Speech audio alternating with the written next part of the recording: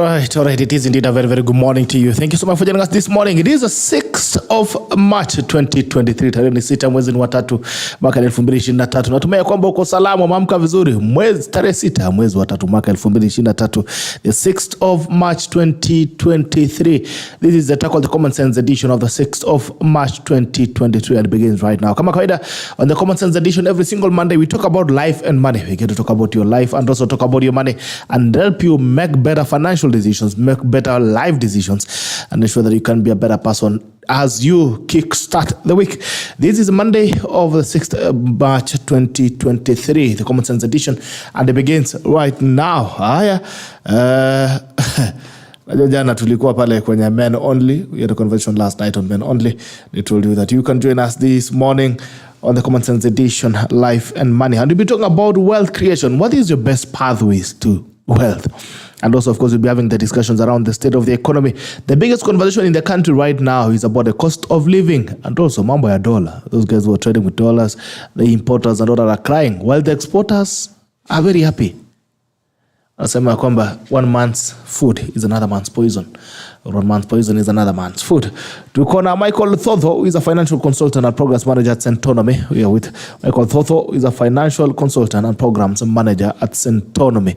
I think it's the first time I'm hearing such a name, Thotho. It's not very common. Hiyo sio ya wengi. Only for the chosen few. Thotho ni jina wapi kwanza? Hiyo ndio wacha niseme mimi ni Mkenya. Wacha tuseme tu hivyo. Gerald, good morning. Good morning to you, sir. Man, I'm glad, I'm excited and I'm honored to be on your show today. As I told you as I was walking in, I've seen a couple of your interviews and you do quite a good job. Wow. Thank you so much. When I received the call, I was like, "Uko lazima niende." Lazima ufike. Lazima nifika and thank you for having me. I think it's quite an honor also to get such a review from you. Thank you so much for having faith in us and for also accepting to you do a good job. If you do a good job, then yes. What watatambua. Yes. You're also doing an amazing job. You see, numbers, one of the craziest things that can happen. For me, for instance, mimi numbers kwanza nilishindwa kabisa. Kidogo ilibaki nipate W kwa hesabu. Sasa unajua numbers fortunately or unfortunately we cannot escape. Even if you're in the arts, even if you're wherever you are, even if you're in politics, numbers will always have to matter. And one thing about numbers is they never lie. Yes. Lazima upige hesabu kwa sawa. Lazima. All right, Jenny, please like when you like we get to know that you're watching us, and after like please share when you share, you give someone else an opportunity to watch the program. Jenny, please like when you like we get to know that you're watching us, and like please share when you share, you give someone else an opportunity to watch the broadcast. Kama kawaida tuende mbele za Mungu tuombe, halafu tukirudi basi tunakuja kuona nani ameweza kuamka. Mighty Father, we come before you this morning. You worship, you glorify your name. Thank you for another opportunity to be alive. We thank you for this day. We thank you for this week. We thank you for this Monday. As we kickstart the week, we pray that you're going to meet us at the point of very individual needs. At the tacklers join us this morning, we also speak to their needs. And as we have this conversation, may it edify each one of us. So we pray, trusting and believing. Amen. In other news, Manu, wewe bwana lazima ungeanzia hapo. Manu amepigwa kama wezi. Gerald, did you have to start there? I could see that you're looking kwa lazima ni fan wa Manu. 7, bro. Hey. What's happening with Manu? Hey, okay. And don't start telling us about those things of us. We win when we want and we lose. Maybe at least number one, let's start with that we already have a cup. Number 2, I think fatigue imepata vijana wetu wa Old Trafford. So tumecheza I think 10 games in February. I think if I'm not wrong. So fatigue kidogo. Lakini hata kama nikupigwa, hata kama ni fatigue jamani. 7. Hata mungeka hata kamoja. Hata ya machozi.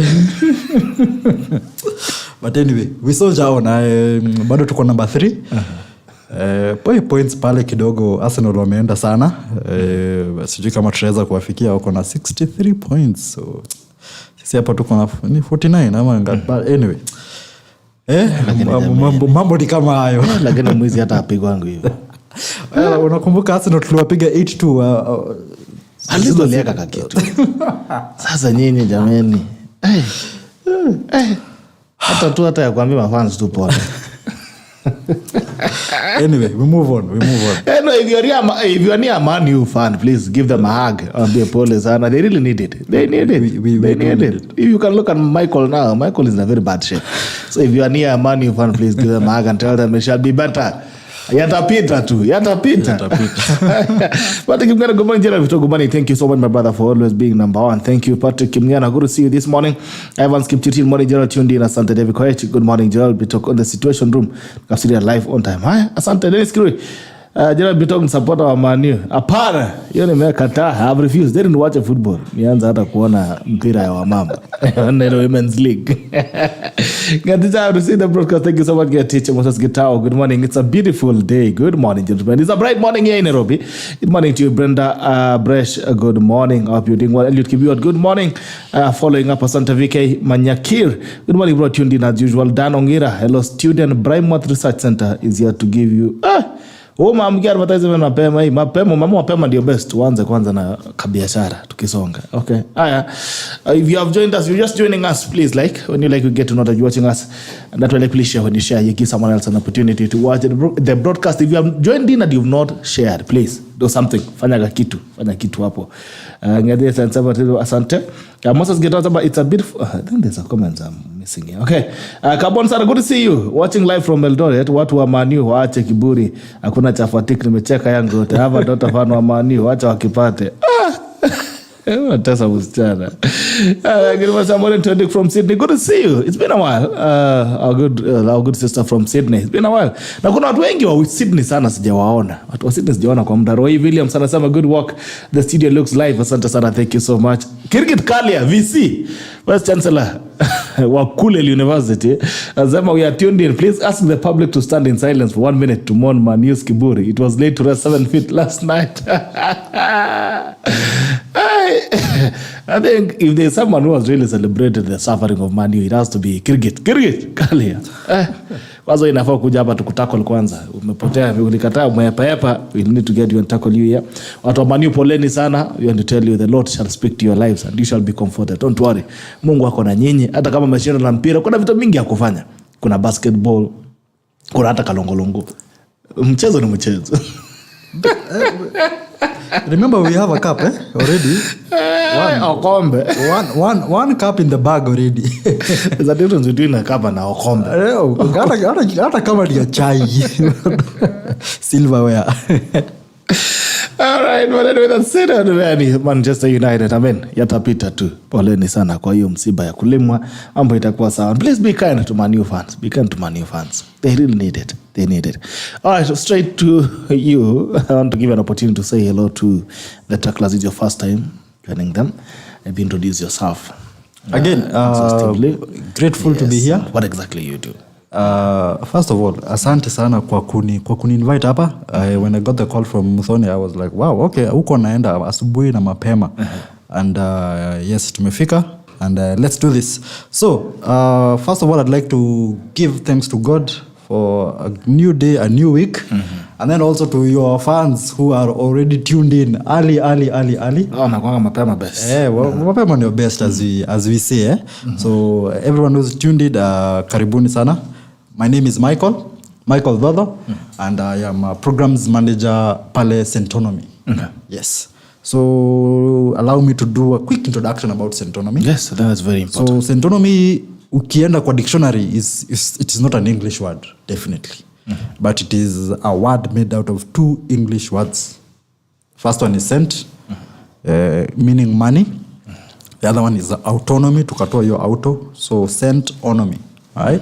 So we deal with money and financial freedom. Let's just call it that. Financial freedom. So, and our mission is to shift the mindsets of purposeful people like your fans who have tuned in this early morning, to shift their mindsets so that they can start thinking differently and so that they can create wealth and live abundantly. Yes. So we talk about money, but in general, it is wealth creation. Okay. Yes. Talk about money when Gerald is wealth creation. Utajiri yani. Sio pesa tu, utajiri. Utaenda kufanikiwa. Bas. Mwaka wa kupanuliwa ndio. Yes. 2023. Also kama wewe ni mkulima and you want to also create your wealth, ensure that if you are a farmer, ensure that you can use all the products from Unga Group. Kama wewe ni mkulima na unalisha ng'ombe, unalisha nguruwe, unalisha kuku, unalisha samaki, ensure that you can get your feeds from Unga Group. Very soon you shall be seeing them from tomorrow, able to show you on screen what you can get. Ensure that you can get Fugo from Unga Group, the best formula and best nutrients for your farm. All right, tuanze na uchumi, state of the economy. What is the state of the economy as it is? As it is, clearly people are not doing so well as it is. Yeah. What do you mean people? As kwa ground, wacha tuseme hivyo. Kwa ground watu kidogo wananungunika. First of all, because increase in the cost of living. Yes. When you go to the supermarket, goods have increased. Kitambo ulikuwa unaenda na 1000, unapiga shopping yako mzuri sana. Sasa hiyo 1000 inabeba vitu 3. All right? Chunga. Yeah, and so that's why I say state of the economy is not looking so good. Cost of living has gone high, and then also unfortunately makazi kidogo hazipatikani. Unfortunately pia kiangazi. So tuseme drought imetuadhiri pia in state of economy as well. But we are still hopeful. We remain hopeful at the end of the day. And now that we are here in this situation, probably we can now see what to do to get out of here, and then also what to do so that next time when we're in such a situation, we'll be better off. Because as it is right now, there are those who are living comfortably. Kuna wenye wa complain, si ndio? Yeah. Kama wewe. Mimi wacha niseme Mwenyezi Mungu amenibariki. So I can't complain much, but I am feeling a slight of a pinch. Okay. Yes. But kuna wenye hata hawasikii kitu. Yes. So let me ask you, of course, you're speaking about this is the first time that you're talking about the economy being on its stretch. We talked about it very many times. I don't think there's a time I can remember that people have ever said uchumi ni mzuri. Hata wazazi walikuwa wanasemanga uchumi ni mbaya, uchumi ya siku hizi ni mbaya. Na walikuwa wazee. Hata your grandfather was really wearing clothes. Your time walikuwa wanasema uchumi ya siku hizi ni mbaya sana. But then again, when you look at the reports that come out, you speak about the economy growing and double digits, the economy is growing. When you talk about the economy growing, who is it growing for exactly? Who is it growing for? Well, also, just to say that it is not everyone who's being affected, because there are sectors in this country that are opening up. Okay? So kuna watu wenye wanaendelea na maisha vizuri. For instance, there are businesses that are booming or that are still continuing to grow. For instance, the era that you are in, the digital era, we would not have such an opportunity, 15 years ago. Would we be here? Tungekuwa probably haingekuwa, si ndio? So you see, people like you have gotten an opportunity using the technology and internet. So when you say there's growth in the economy, it could be because of entrance of such markets, of entrance of such ways of doing business. Let's just say that. Wale watu wanafanya social media, all those things. Unaona sasa hiyo ni a new way of making money, a new way of living. Right? So that's why we can also say economy hapo ina grow. Also you can see construction is growing. Watu wanaendelea kujenga manyumba, all these things, yeah. So even as that is happening, the guys who are producing cement, paint, all those watu hardware, watu unaona wanaendelea bado ku grow. So that's why we can say that there is that growth in the economy. Right? And then also watu lazima wakule. So mama mboga pale lazima atauza kitu at the end of the day. Watu wa hoteli lazima watauza kitu. So tunaweza sema pia the economy, hata kama tuna feel ka pinch, there is also a way that it is growing. Also we can say that kitambo pesa haiko inapatikana sana. Lakini siku hizi if you work if kitambo it was mara ya mwisho ukiokota pesa na lini? Mimi mara ya mwisho nikikota pesa ni wakati wa Moi. Hapana wewe bana. Hizo siku hata kupata pesa it was really hard. Wewe what is the last time uliangukia pesa kwa barabara? Okay, sasa kuangukia kwa barabara that is something different. But I am talking about access to money. Right? Back in the day you would not have access to money easily. Squeezy, you can get on your phone and you have access to money almost immediately, right? And with good use, that money can bring you something. Yes. So uchumi inategemea mahali huko. Inategemea mahali huko. It can be bad, it can be good, but mostly depends on what you're doing. Yes. So how do we make the economy then good for the common mwananchi? Because the person that you're excluding in this point is a common man in the village, or someone who's not really doing much with life, who's probably surviving on the daily wages, trying to build up something. Could be a student who's just from school trying to hustle their way out. How do you make sure that the economy is not just good for a few people? Like you're saying, because what you're confessing actually is what has been said for very many years, that there's only a few people who hold capital in the country, while the rest are impoverished and they live in poverty. So how do you ensure that we have an economy that works for these two sides of one coin? Now, that is a very hard question, especially for me where I am at. Sasa, if you were to ask a policy maker that question, they would be in a best position to answer that. Because I believe it is the work of our leaders now to... It is the work of our leaders to now make, first of all, capital accessible to everyone, not just to us who are here, who have access to phones, to everyone. Okay, wakuja na miradi za kusaidia kila mtu. Okay, and I really thought this is the way that we were going when it came to devolution, because we thought mambo sasa itaenda mashinani. Growth would be everywhere, which it has been, but not at a very high rate, because also we can say we are taking baby steps. We are not so old in the devolved way of governing, but I believe in future things will be good. Okay. Yeah. Even as devolution takes place, even as the devolution gets deeper, kila mtu pale mashinani atafikiwa. But and I'd like to give a kudos to the government. It is trying. You can see access to roads, to markets. It is trying, but I believe we can always do better. You can always do better. Yes. All right.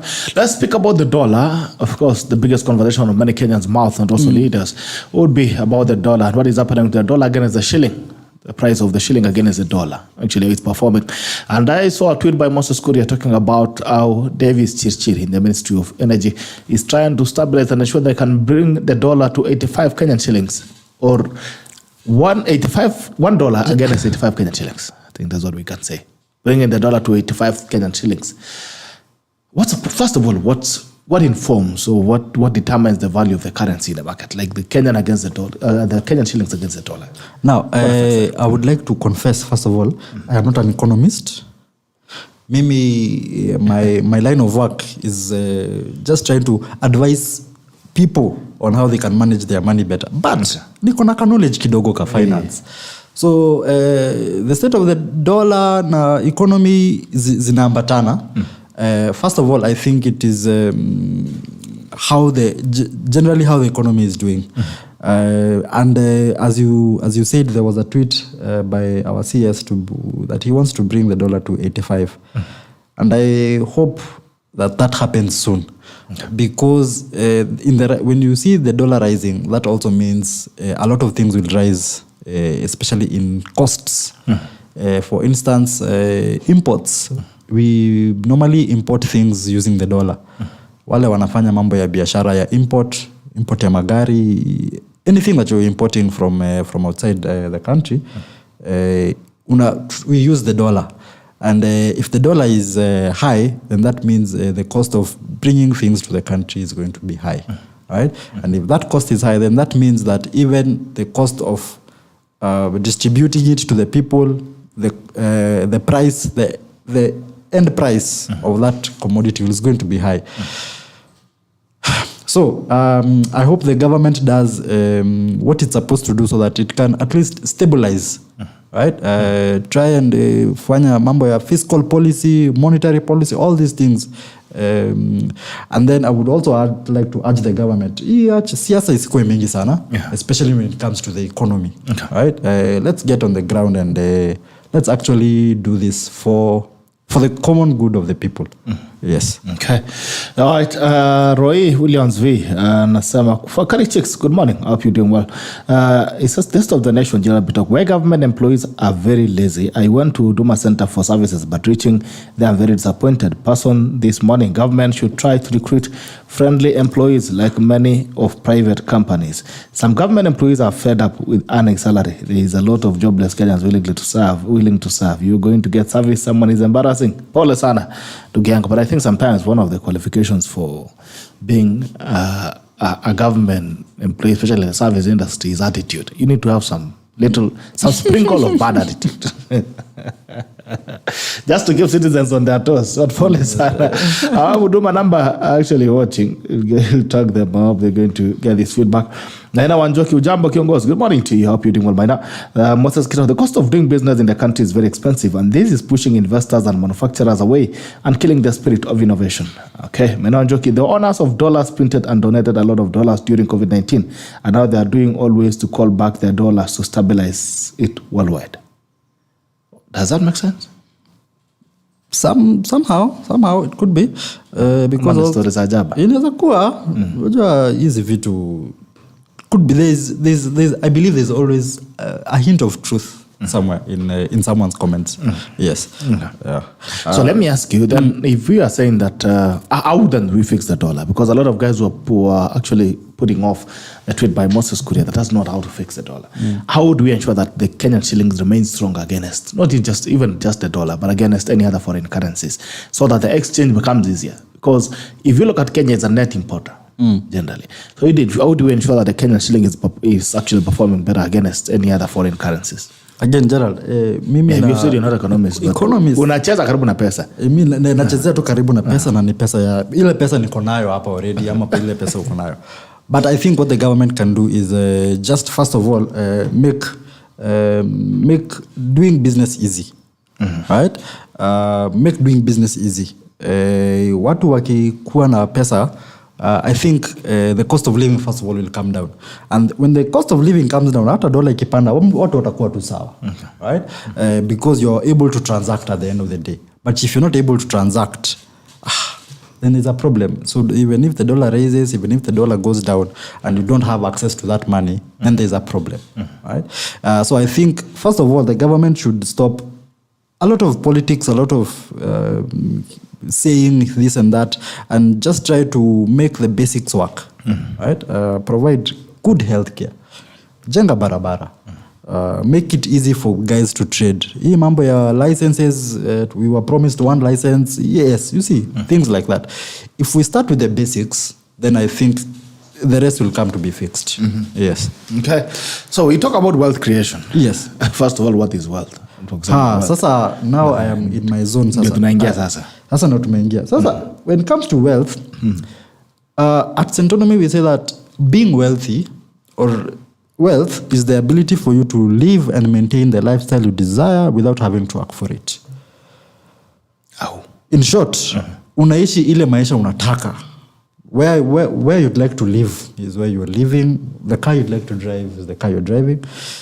Ile holiday unataka kwenda, you can go to that holiday, you can take your kids to that school that you desire. Ile zile za or yellow buses kitambo, unakumbuka yellow buses were preserved only for those schools. Yes. And if you're able to do that without having to work for it, then we say that you are wealthy. So in short, being wealthy is first of all, people say being healthy is wealthy. True. But also we define wealth as that ability for you to live comfortably, a lifestyle that you desire without really having to work for it. And then it's not just living, but it's maintaining that lifestyle for years, even for the generations after you. So that is what we refer to as true wealth. So hii ya siku moja siku mbili hiyo hapana. So tunapatanga kidogo tunakimbia Naivasha na rudi, that's not wealth. That is it. If you're able to go to Naivasha every weekend, na uko tu sawa na every other aspect of your life continues, then you're good. Then you're wealthy. Yes. So if you're not able to do that, you're poor. No. I did not say that. But I'm just saying that you need to wake up a bit earlier, work a bit harder, so that you're able to do that comfortably. And not only in Naivasha now. Extend, go to Mombasa, even go to Mombasa by flight, Yes. Then we can say you're wealthy. Then you can say you're wealthy. But if you're struggling to do that, if you're still working to get that, then you still have a long way to go in terms of wealth creation. So wealth creation is actually basically defined in the dictionary of commerce as accumulation of assets without excluding liabilities and liabilities and debts, I think so. Yes, liabilities, debts, they all go the same. They all mean the same. So yes, accumulation of assets, correct. So wacha tuende class ya business education. People who are old like you and I, BEd, ama commerce, kizi sijui inaitwa aje, watu wa CBC na the others. So, what are assets? In a class, assets tuliambiwa are first of all, they should be tangible. They are things that that are valuable. But at Centonomy, we would like to call assets or define assets as things that put money in your pockets. Kama uko na kitu and you believe it is an asset, but it is not putting money in your pockets, it is just removing, then that is not an asset. So in short, an asset should be able to pay you. To give you money. To give you money. Yes. And we just defined wealth as the ability to live the lifestyle you desire without having to work for it. Now, how you get to that place is through accumulation of assets. And remember what assets are? Things that put money in your pockets. So that now these assets are funding your lifestyle. Yeah. So a personal car is not wealth. A personal car that you drive to work and you park. Alafu unaweka mafuta. Alafu unaweka mafuta. Alafu unalipa mechanic. Alafu unalipa insurance. Yes, wealth. Yes, your asset. That's not an asset.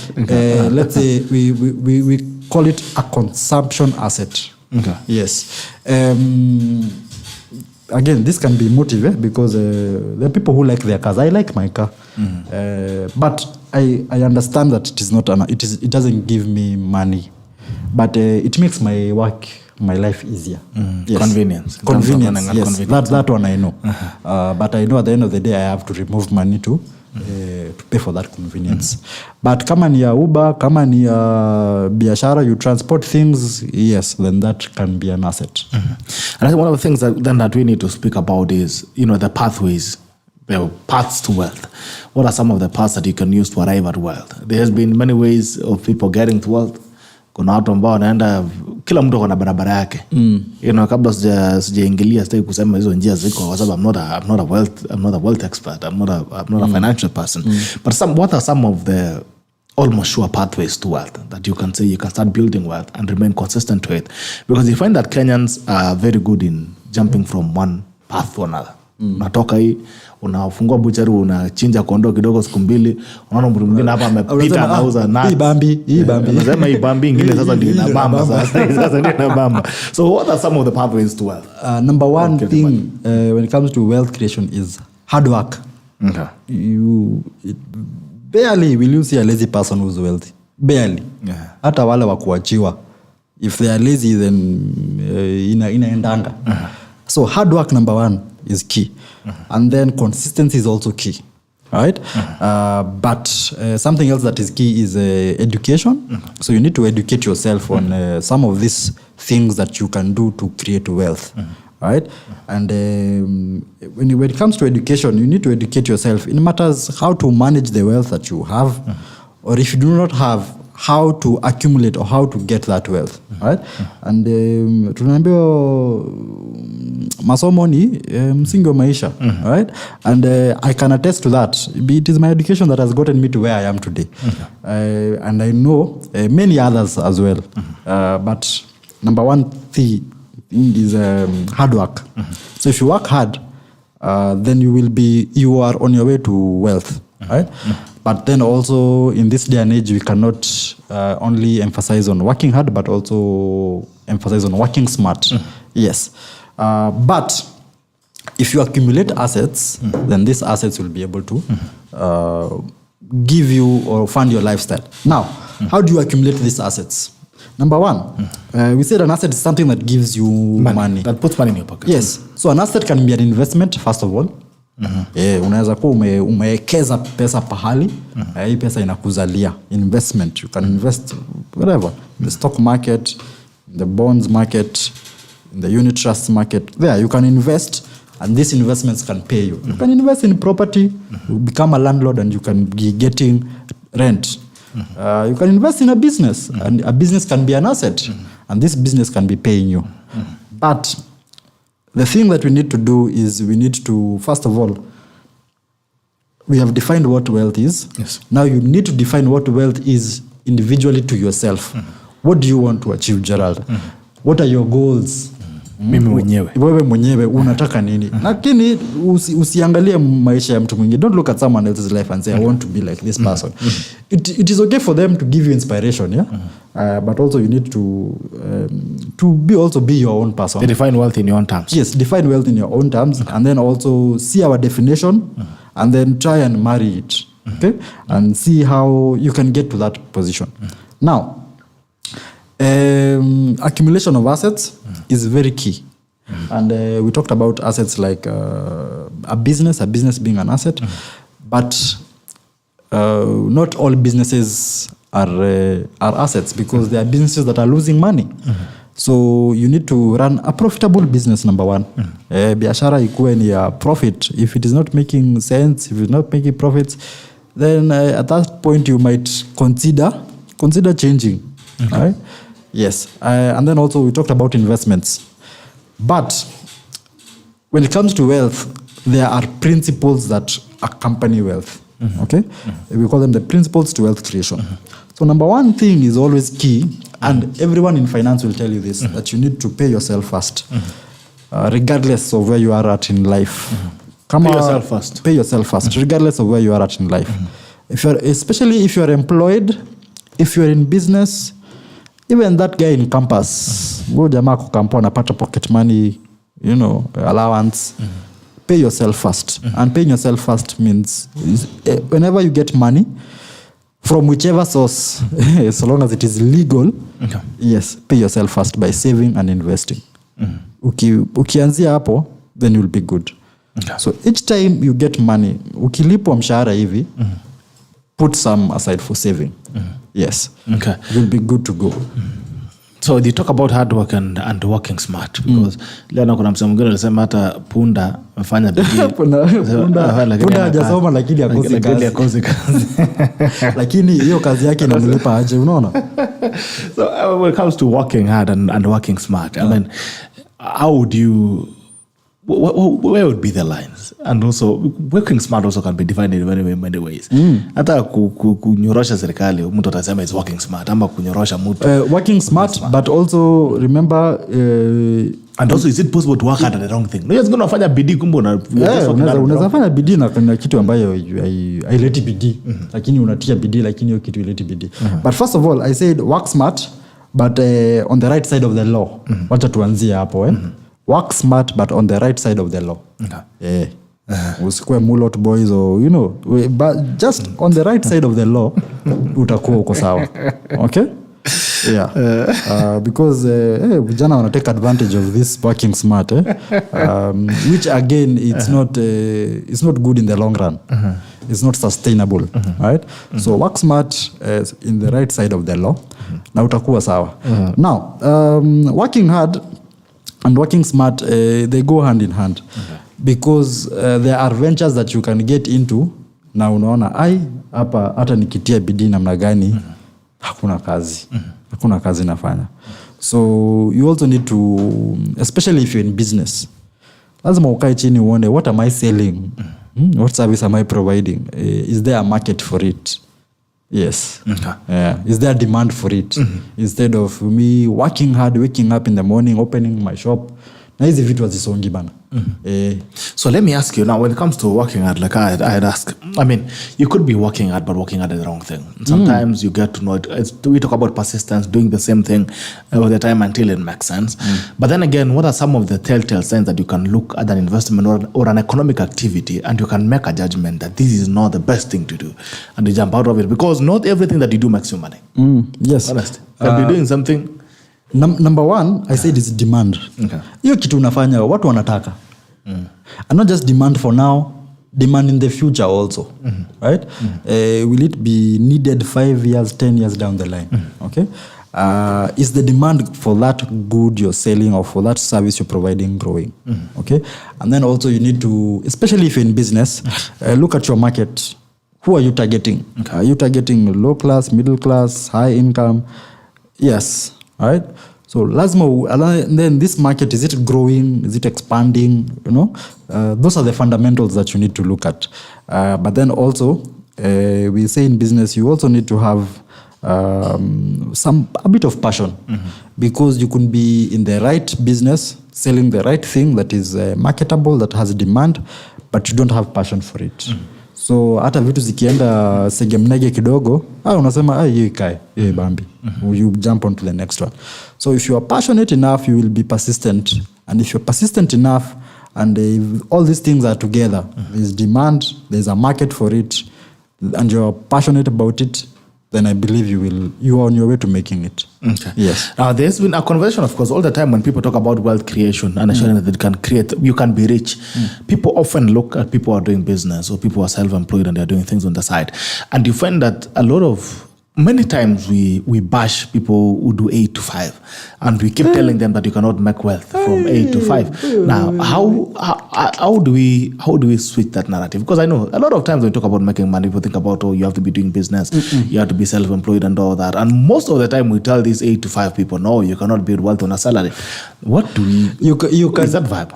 Let me tell you something. No. You can build wealth on a salary. I am on a salary and I am building wealth as we are sitting here. Right? Hey, now, all these things you hear about, you have to be in business, you have to be self-employed to make wealth.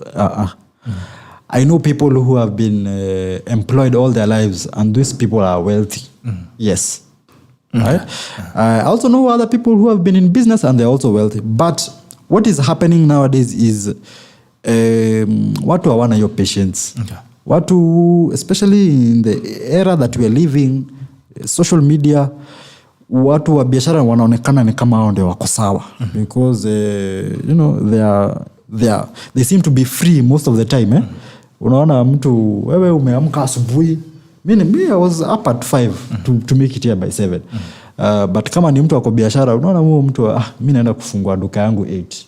You don't have an interview, so kibanda yangu tafungua 8 ama shop yangu tafungua 8. So watu wako na kuna kale ka freedom when I'm self-employed. I am my own boss. Leo maboyaka usikijisikie kwenda.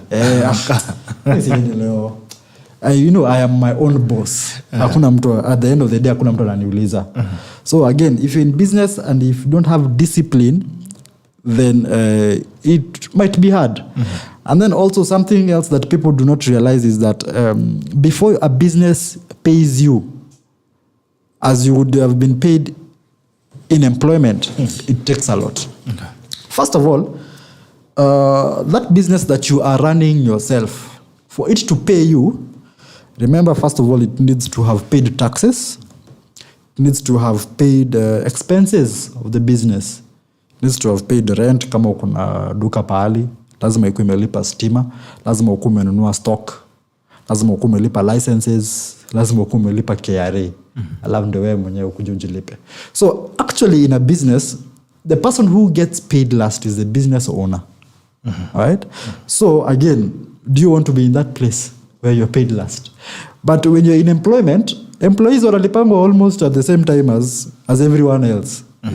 Payroll kipigwa inafanyangwa, lipa suppliers, lipa employees.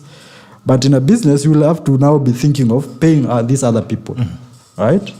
And by the time you are able to pay all those other people and also pay yourself a salary as an employee of the business, even if the business is yours, then that will take time. It will take a lot of time. So this notion that you only have to be in business to be wealthy, it's not so true. Because again, I say, for a business to be able to pay itself, to be able to run itself and then pay you, then it will take time. So how do people make money in business? Number one way you make money in business is, first of all, you need to pay yourself a salary. And that salary is not the profit that you are getting. Right? Because nitaenda ninunue laptop hapa 100,000 niuze 150,000. Hiyo 50,000 niseme sasa niko sawa, nimefanya busy leo mtu wangu. But you're not forgetting you need to buy another laptop. You need to probably now start thinking of how can I get even 2-3 more laptops to sell. How can I think of now expanding this business? Ndio nifungue kaduka pahali, ama hata nifanye online, nipige picha, nizipost, nizipromote, all these things. But unaona nimemake sale na niko sawa. No, it doesn't just happen like that. So business is good, but it takes time, it takes hard work, it takes dedication. And then also when I would like to encourage the young people out there who are listening to this show. When you see other people out there wako biashara and they seem to be making it, there should be a backstory. And ukiona vielea vimeundwa, right? So especially when you see someone has come up haraka hivyo, unashanga jamaa ameanza biz juzi na shakafunga. Question a bit, because wealth creation takes time. And you can attest to this. It takes time. Wale watu wa kuja pata even ndio inaendanga pia.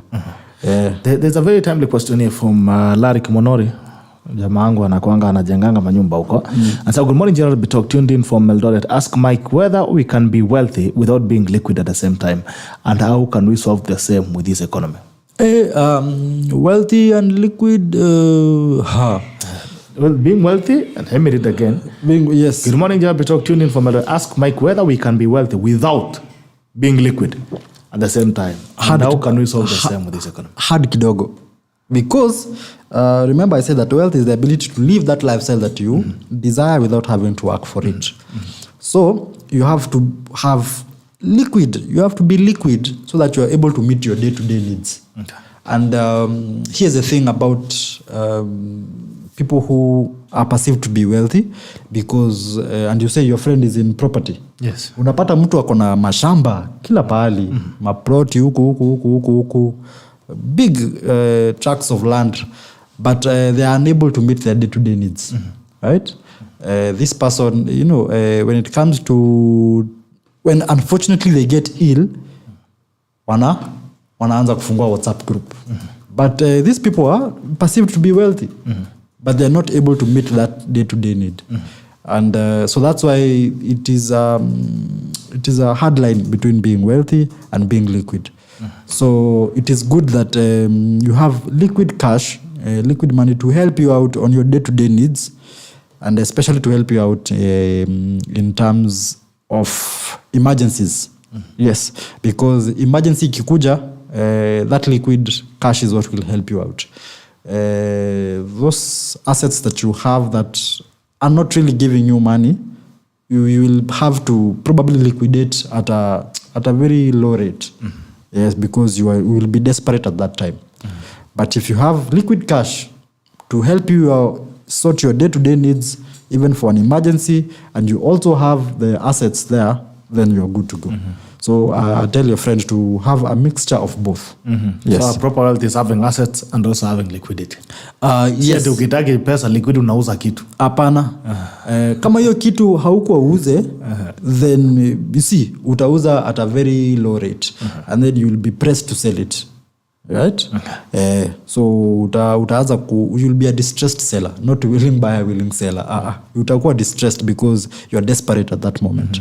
Probably to willing buyer and willing seller. Unwilling seller. The guy who will be buying atakuwa amefurahia. Hata ataona venye atakufinyilia kusukume kidogo juu anajua you are desperate. Right. So proper wealth is a blend of assets And liquidity. Moses K. Gitao, Robert Kiyosaki defines asset as things that bring money to you. Yes. And liabilities are things that take money from you. Correct. Wealthy people invest in assets and poor people invest in liabilities that look like assets. Correct. Now, these these assets like liabilities that look like assets could are what we call flossets at Centonomy. So ni kama hiyo gari unasema, si ndio? Unanunua gari unasema niko sawa. It makes you look good, right? But it is taking money out of you. One other thing that we say might also be a liability or a flosset. Sorry, not a liability, a flosset is the house that you live in. Yes, it is my dream to own a home one day. But I am aware, I am cognizant that the fact that I have that home and that I am living in it, it is not really an asset because it is not giving me money directly. Yes, even as the definition from Robert Kiyosaki. Now, not unless I put it out for rent, ama niuze, then it will be an asset. But if I am living in it, I am having to take care of it, kumaintain, kupaka rangi, pale nimepanda kanyasi, lazima kuna mtu anapalilia nini. Lazima nilipe steamer bills nini. Then it is not really an asset. Yes. Okay. And I remember actually had this argument. It was actually a very heated argument with Chage. Chage, wherever you are, just say Chage, I think the CEO for Unga Group. You know, one of our boys club meetings, you actually say that he can never buy a house. Yeah. He said he can never buy a house, he'll rent a house. Because he said buying a house is dead capital. It was a bad argument. It was actually a serious argument. The thing about that argument is it becomes emotional. First of all, because of how we've been brought up. And But then again, but talking about the guarantee of safety in terms of wealth, does it not make sense to have a home? Again, because it depends on where you're coming from. That was a serious argument. Yeah, it depends on where you're coming from and where you're going and also what your goals are. Okay. So if your goals, like your friend, his goal, amejua, I will rent. Yeah. And you see, the good thing about rent is if you're able to afford, then you can live where you want to live. Hii kikubo ukisema hii bambi, you move to the next. You move to the next apartment, you move to the next. Lakini nyumba yako ikiacha kubamba hivyo ndio unakwama. Sasa before you sell it, before you use wife ako pale, hapana mimi naipenda, watoto wako pale wako washakuwa na friends in the neighborhood, wewe hapo. You get the point. But then also if you are in that position, it can also give you a sense of security that hata kukiumana aje mimi nitaenda kwa real time ya COVID bana. That was one of the great things. Yes. But the thing about it is if you're able to maintain the lifestyle that you desire without having to work for it, then you'll be good. Sasa ukiwesema mambo ya COVID, you know not everyone was affected. There are guys who had saved for emergencies. Kuna watu walikuwa na emergency fund. Even probably a friend who's renting, probably alikuwa na rent ya 2 years. Niko tu hapo tu yeye anajua. Hata kama kazi haifanyi ni biashara, niko na rent yangu ya 2 years. Right? So we advise that you have that money to take care of you when things go wrong. In financial terms we call it an emergency fund. Lazima ukuwe na kitu umejiwekea. Vitu zikienda mrama, you have something to fall back on. And we advise that you should have an emergency fund, kitu ya 6 months of your expenses, ready, right? Liquid, that you can easily access it. Yes, that even if you lose your job, God forbid, if business is not doing so well, uko na pahali kitu umejiwekea that you can fall back on. Yes, this is called an emergency fund. I'd also like to know what you guys think about it, the audience that have here with us. What do you think about buying a home? Is buying a home another way of having idle capital? But that was a very serious argument. We had that argument almost all night. And you're saying, why would you put probably 50 million? Why would you keep 50 million lying in a property? Yes. The money that you're not utilizing at that point, when you can utilize that money to do something else. And then also you see that 50 million, ukisema uko nayo na utalipa rent, utakuwa uko sawa tu bado. Right? Yeah. Okay. But also, again, the issue of debt capital it's there because there's a lot you can do with 50 million to make you more. Right? But again, with a house, not unless you sell it or you rent it out, You cannot get much from it. Cannot get much. All right, Andrew yourself tuned in kama kawa from Nakuru Manze, inabidi ni change my $5 mapema is the best. They are just pushing to 85 from initially 125. Good to see you, Andrew yourself. Good morning. Moses K Kitao is saying the pathway to wealth begins with information. Financial literacy is the backbone of true wealth. Okay, comparison is a thief of joy. Be content with what you have as you pursue what you want. Moses K Kitao, pay yourself first. If possible, automate your savings to the designed account. Money generally refuses to be saved after you have begun spending. Save first before anything. By the way, ni kama dhao. Sijawahi ona mtu amevunja dhao akabakisha. Ukishavunja dhao utoa shilingi. Ni hivyo. Now, dhao utoa shilingi tu hivi. I would like to add a comment to your comment umesema automate it. Yes. Yes. Please automate your savings. Just like the government does. You see, you know what the government does with our taxes, us who are employed. Before I get my money, the government already has taken its share. Right?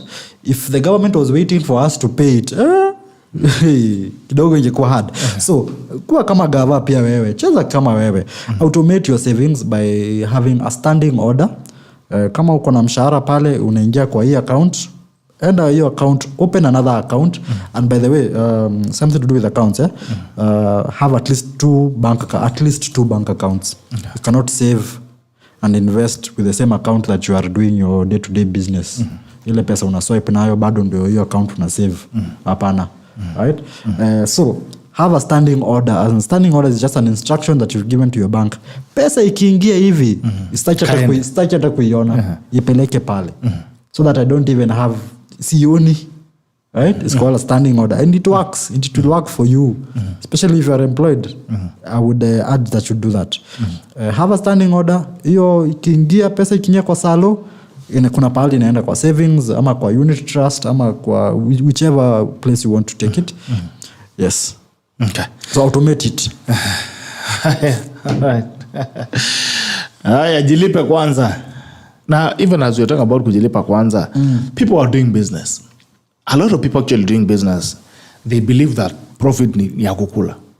Like a profit kakiingia hivi kwanza ambia mwili pole. Hakuna kitu kama hiyo.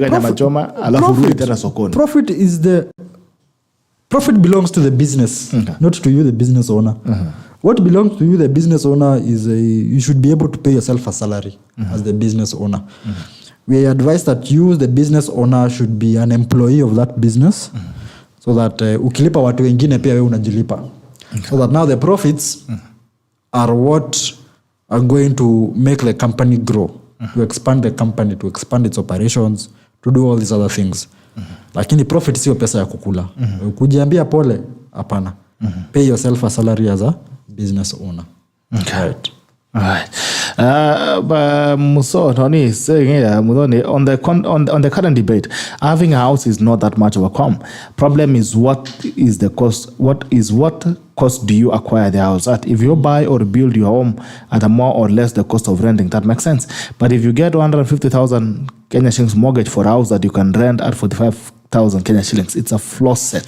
Like Mike is calling it. Is that true? That's true. And we advise this. If you're in a position to get a mortgage, congratulations first of all, because sio wenye wanapatanga mortgage.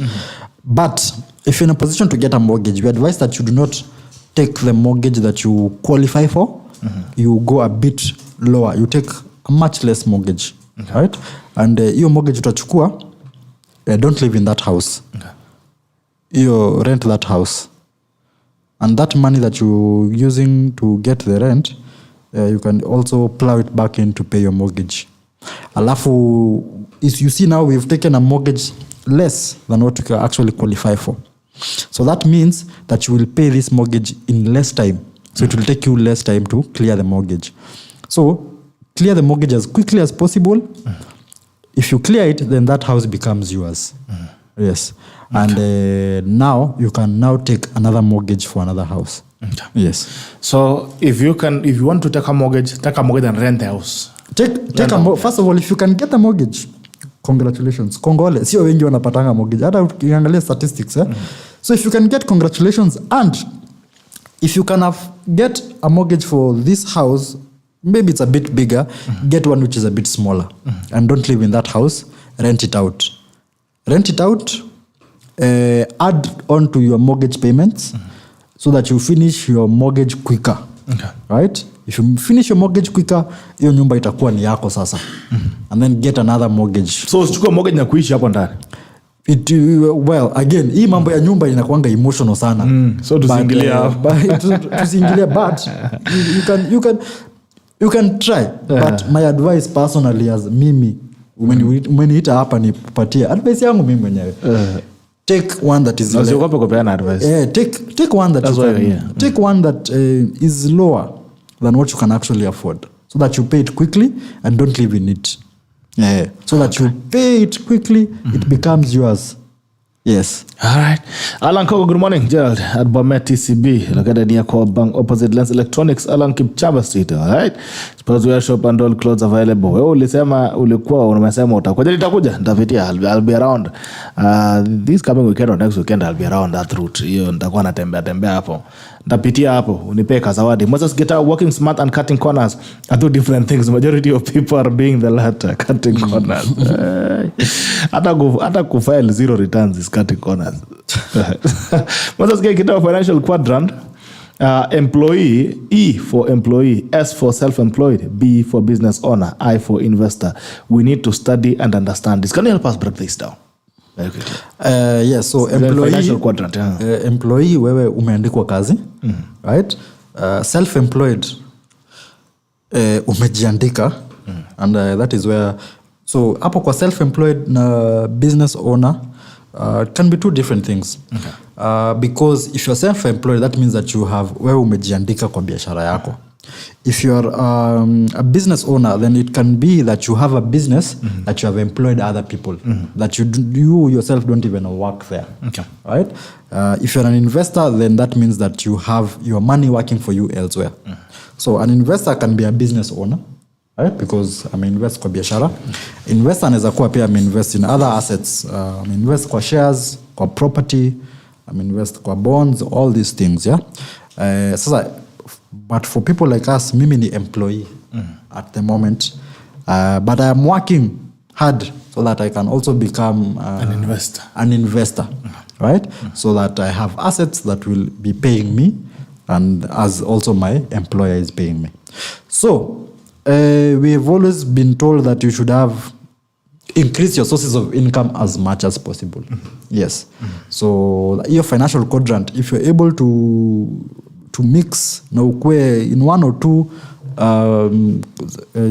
squares, then you'll be good, so that you do not rely on one source of income. Yes. All right. Mosnik Anzoni anasema, hello Gerald, I'm watching your show for the first time and I love it. Thank you so much. Makofi, karibu sana. There's a new tackler. Karibu sana, we have a new tackler. Mosnik Anzoni, karibisha. Then the whole tacklers who are in, kina Mosnik, kina Moses Gidao. Karibisheni, we have a new tackler. Mosnik, please ensure that, make that seat, like they say in church, make that seat your seat. All right. When you join the tackle, please make sure that you're always there every single morning. The conversation comes to you every single morning from 7:30 to 9:30 a.m. Every single morning, Monday to Friday. So ensure that you can join us again tomorrow as we have a conversation in the state of the nation. And also as we talk on Wednesday, we go to Diaspora Edition on Thursday, on Friday, Sharia Wiki. Ensure that you're always sticking with us. On Mondays, it's always the Common Sense Edition where we talk about life and money. All right, Moses Gida anasema we have dormant assets. Gerald asante anasema it's like buying land and waiting for years to farm on it or build on it. Can Michael talk about it? Yes, dormant assets, land that you're not utilizing. Well, not unless you remember when I started, I said you have to have goals, Yeah. And these goals should be pushing you to where you should invest, So if you have land that you're not farming, first of all, why did you buy that land? If it is for speculation purposes, then it is good. Wacha ikaya. Kama ulinunua ka plot pale Kamulu 50 by 100, ukanunua 100,000 2 years ago, and your aim or your goal was to sell it 10 years down the line at 1 million, then that is good. Because at that moment when you are buying it to grow your capital by selling it at a higher price than you bought it. Speculation niyo mambo, But kama ulinunua bila kujua exactly what you want to do with this land, then it can be a dead asset, right? Especially if you have huge tracts of land that you're not doing anything with it. You're not farming there. Unajua au jengi ploti ya watu wa rent au wewe mwenyewe ujengi jumba yako, you're not doing anything, then that we can refer to that as dead capital. Okay, all right. Hii mengia hapa tena yamepoteza comment zangu. Okay. Mutugi said fantastic conversation. Thank you so much, Mutugi. Good to see you. Moses Kino says buying a house limits your mobility. Unlike renting, somebody who rents can live anywhere in the world, unlike someone who has bought a house. Kwanza wakale venye saizi unakanga kidogo na ambao unaitwa Australia. Ni imagine uko na kanyumba kitambo uze itakuwa siku gani. Right, welcome to the home of knowledge. Asante sana, karibisheni Bosonic mwenyewe. Panda Mabati Factory anasema yes, anasema ameshare. Asante sana Panda Mabati Factory. What is you now? Now let's look at this. The practicality of building what? In the scenario that you are seeing post COVID-19, the ravages of COVID-19, the way the economy was doing. And now we're talking about drought, you're talking about bad economy, bad currency price and all that. What is the practicability of building wealth through very honest means? The big honest man like Gigi. So, first of all, how practical, what practical is it? Let me say this. It is very practical and it is doable, first of all. What we now need to do is, again, invest in having financial knowledge on how you can go about it. And this knowledge starts here. If you're listening to me today, start by doing these things that we are talking about. Start by paying yourself first, right? So pay yourself first means saving and investing. Every time you get some money, put some for savings. Jieke kitu. Wasamanga haba na haba ujaza kibaba, right? And actually, there's a saying that goes this way, and it says, money talks, Gerald, and this is what it says. It says, save me today, I will save you tomorrow. Right? So, save for now, even for future, for emergencies, so that after COVID kikuja wewe uko sawa. But then also invest. And then also number 2 thing that we need to do is we need to be aware of where our money is going. Don't just spend money anyhowly, right? Be aware, know where each and every single cent goes. In simple terms, I'm saying track your expenses, track your spending. So ukilipa mtu pale, andika pale nimelipa Gerald 50 bob, nilikuwa na deni yake. Ukilipa matatu, nimelipa matatu 70 bob, andika pale. Ukinunua lunch, I've bought lunch at 100 bob, write it down so that at the end of the day you are able to see all your expenses for that day. So tuliongea mambo ya thao, unatoka kwa nyumba asubuhi na thao, unarudi of course haitakuwa thao. Ukitoa shilingi hivi hata. But sasa unajiuliza hii pesa ilienda wapi? So that you don't get to that position where you're asking yourself, you already know, you can see this is where my money went. Right? So it can be a very mundane exercise to do, writing down your expenses. Hata ukinunua sijui PK pale unaandika 5 bob. It can be mundane, boring, unawashanga hii ni ya nini. Watu pia wakikuona na karatasi wanasema jamani nini anafanya. But there are things that it will do. First of all, it will show you where your money goes. It will show you your money habits. Because Gerald, trust me, you have money habits that you probably don't even know that you have. Kuna probably mtu akikubo unaendanga unanunua kitu na hujaijua. And unless you put it down and then you go and review. Like mimi personally, mtu akinibo mimi nilikuwa naenda na najifurahisha. Unajua ana sherehe. Ladies call it retail therapy. Hata kama sio sherehe. It could be a simple thing as buy me. I used to buy myself ice cream a lot. Ukinibo watch of all the habits of consolation you chose ice cream. Because that ice cream would make me happy at that moment. But I didn't realize until niliona alafu unaona nilinunua ice cream jana. Jana nilifanyika jana. Kuna mtu alikuwa amenibo. Nikasema acha ni buy ice cream. So if you do that for a month, alafu one day in that month you've bought yourself 5 ice creams. Unajua so that is why I buy ice cream a lot. So you could have some money habits. Probably wewe ni wale mtu wa tropical PK akikuja kwa matatu unanunua tu bila kwa sababu amekuja because uko na hiyo 10 bob. Right?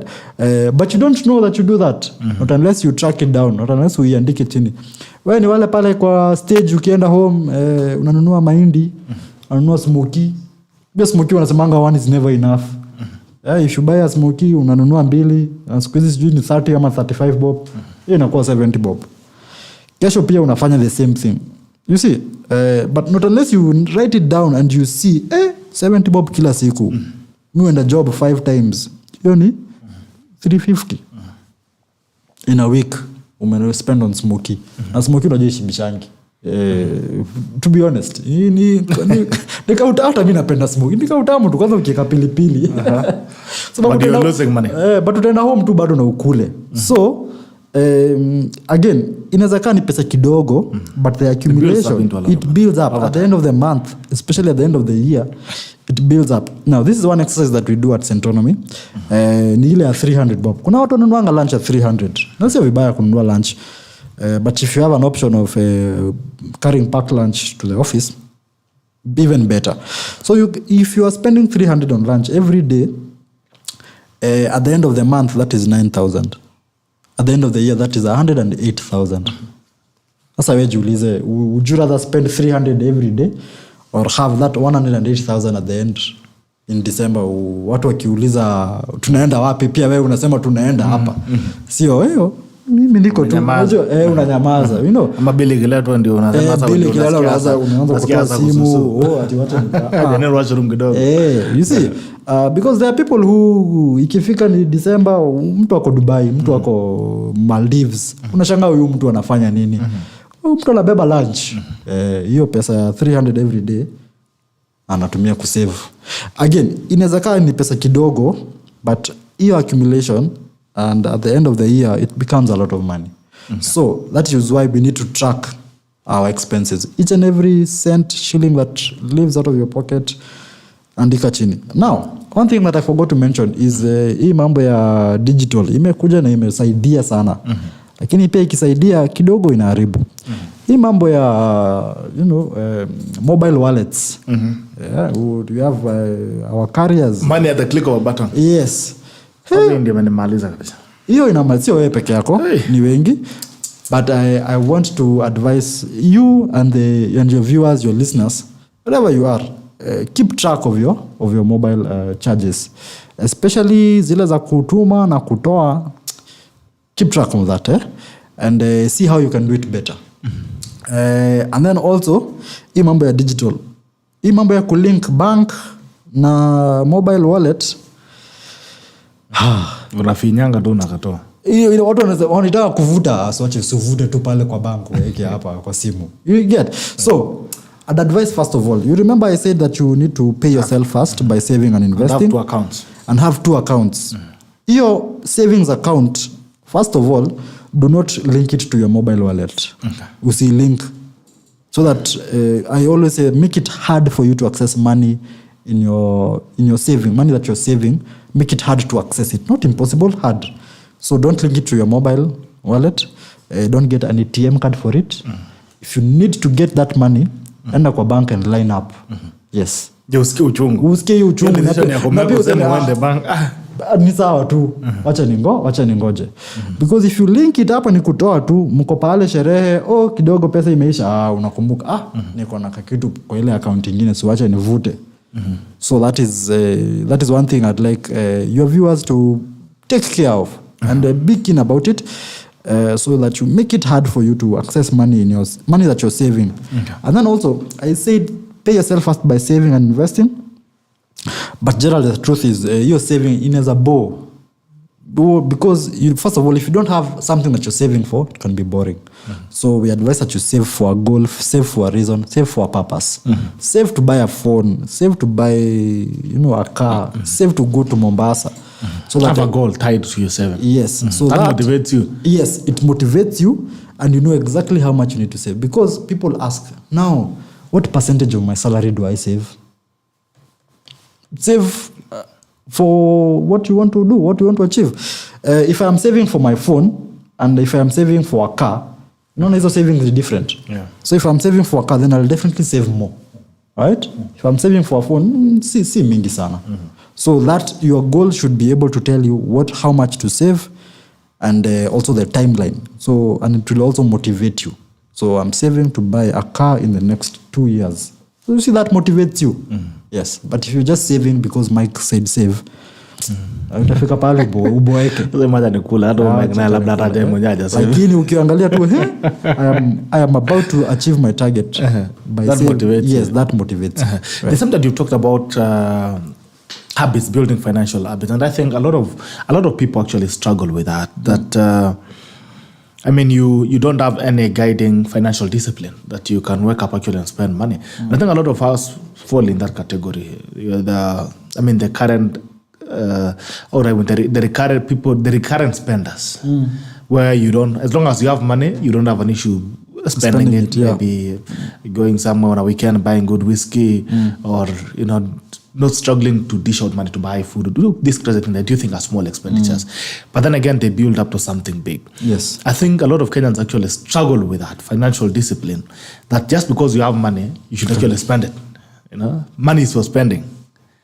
Sasa pesa ni ya kula pesa ikutambue. Tumia pesa ikuzoee. How do you manage? What is the appropriate financial discipline? What is that character that we can actually define and say this is a proper financial character or discipline? So wacha tuanze tuna discipline on mimi mwenyewe banani wenyewe pesa iko kwa mfuko. Siwezi tulia. Let's start here. I even sleep for less hours. I know pesa hata watu pesa ina damu inachemkanga. Yaani I sleep for less hours ndio nikuwa na enough time ya kula pesa. Damu inachemkanga watu wakipata pesa. So let's even start with discipline. Not only financial discipline but discipline in general. So Gerald, what is the first thing that you do when you wake up? What do I do when I wake up? Honestly, when I wake up, I pray. Yes.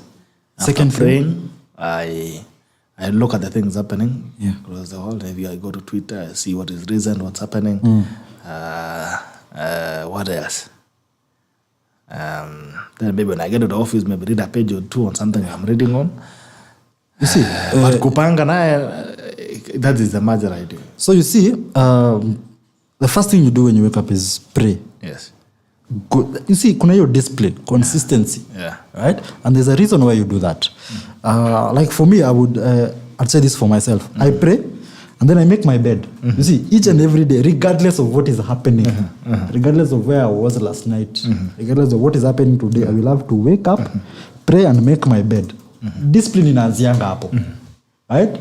Okay. So that nikienda najua siku yangu iko mzuri, I've dedicated it to God, I'm good. Nikirudi jioni nitapata pahali pa kulala vizuri. You see? Discipline inaanzianga hapo. Okay. Wewe kama unamkanga tu kama umeenda, then you see hata financial discipline kidogo itakuwa ngumu.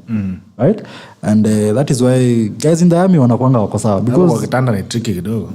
Sasa unaona. But it is discipline. You see, and that's why I applaud guys in the army. Watu wa army wanakuanga na discipline. Wakiamka lazima kuna kitu wanafanya. Una drill. There's a routine. And that works. And it helps in building that discipline. So discipline starts there. Right? First of all, these small habits, these small things that you do, what are they?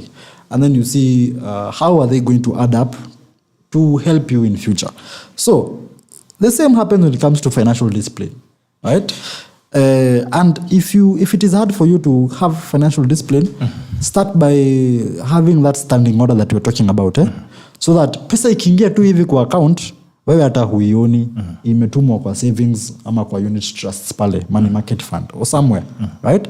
So that even if you're spending this, hii ingine wewe endelea tu kuspend, lakini you have saved already, right? Yes. So start there. Discipline itaanzia hapo. If you are hard, kama wewe mwenyewe unajua sitaweza, patia bank hiyo kazi by putting a standing order. So put money away. Yes. Bank, mimi najijua sijiwezi. Sina nguvu, sina uwezo. Taswaga. Nataka munisaidie. Serikali saidia. Niko na shida na mimi nimejiletea. So, again, it is very good to know yourself. Yeah. Especially in life. Lazima ujijue wewe mwenyewe.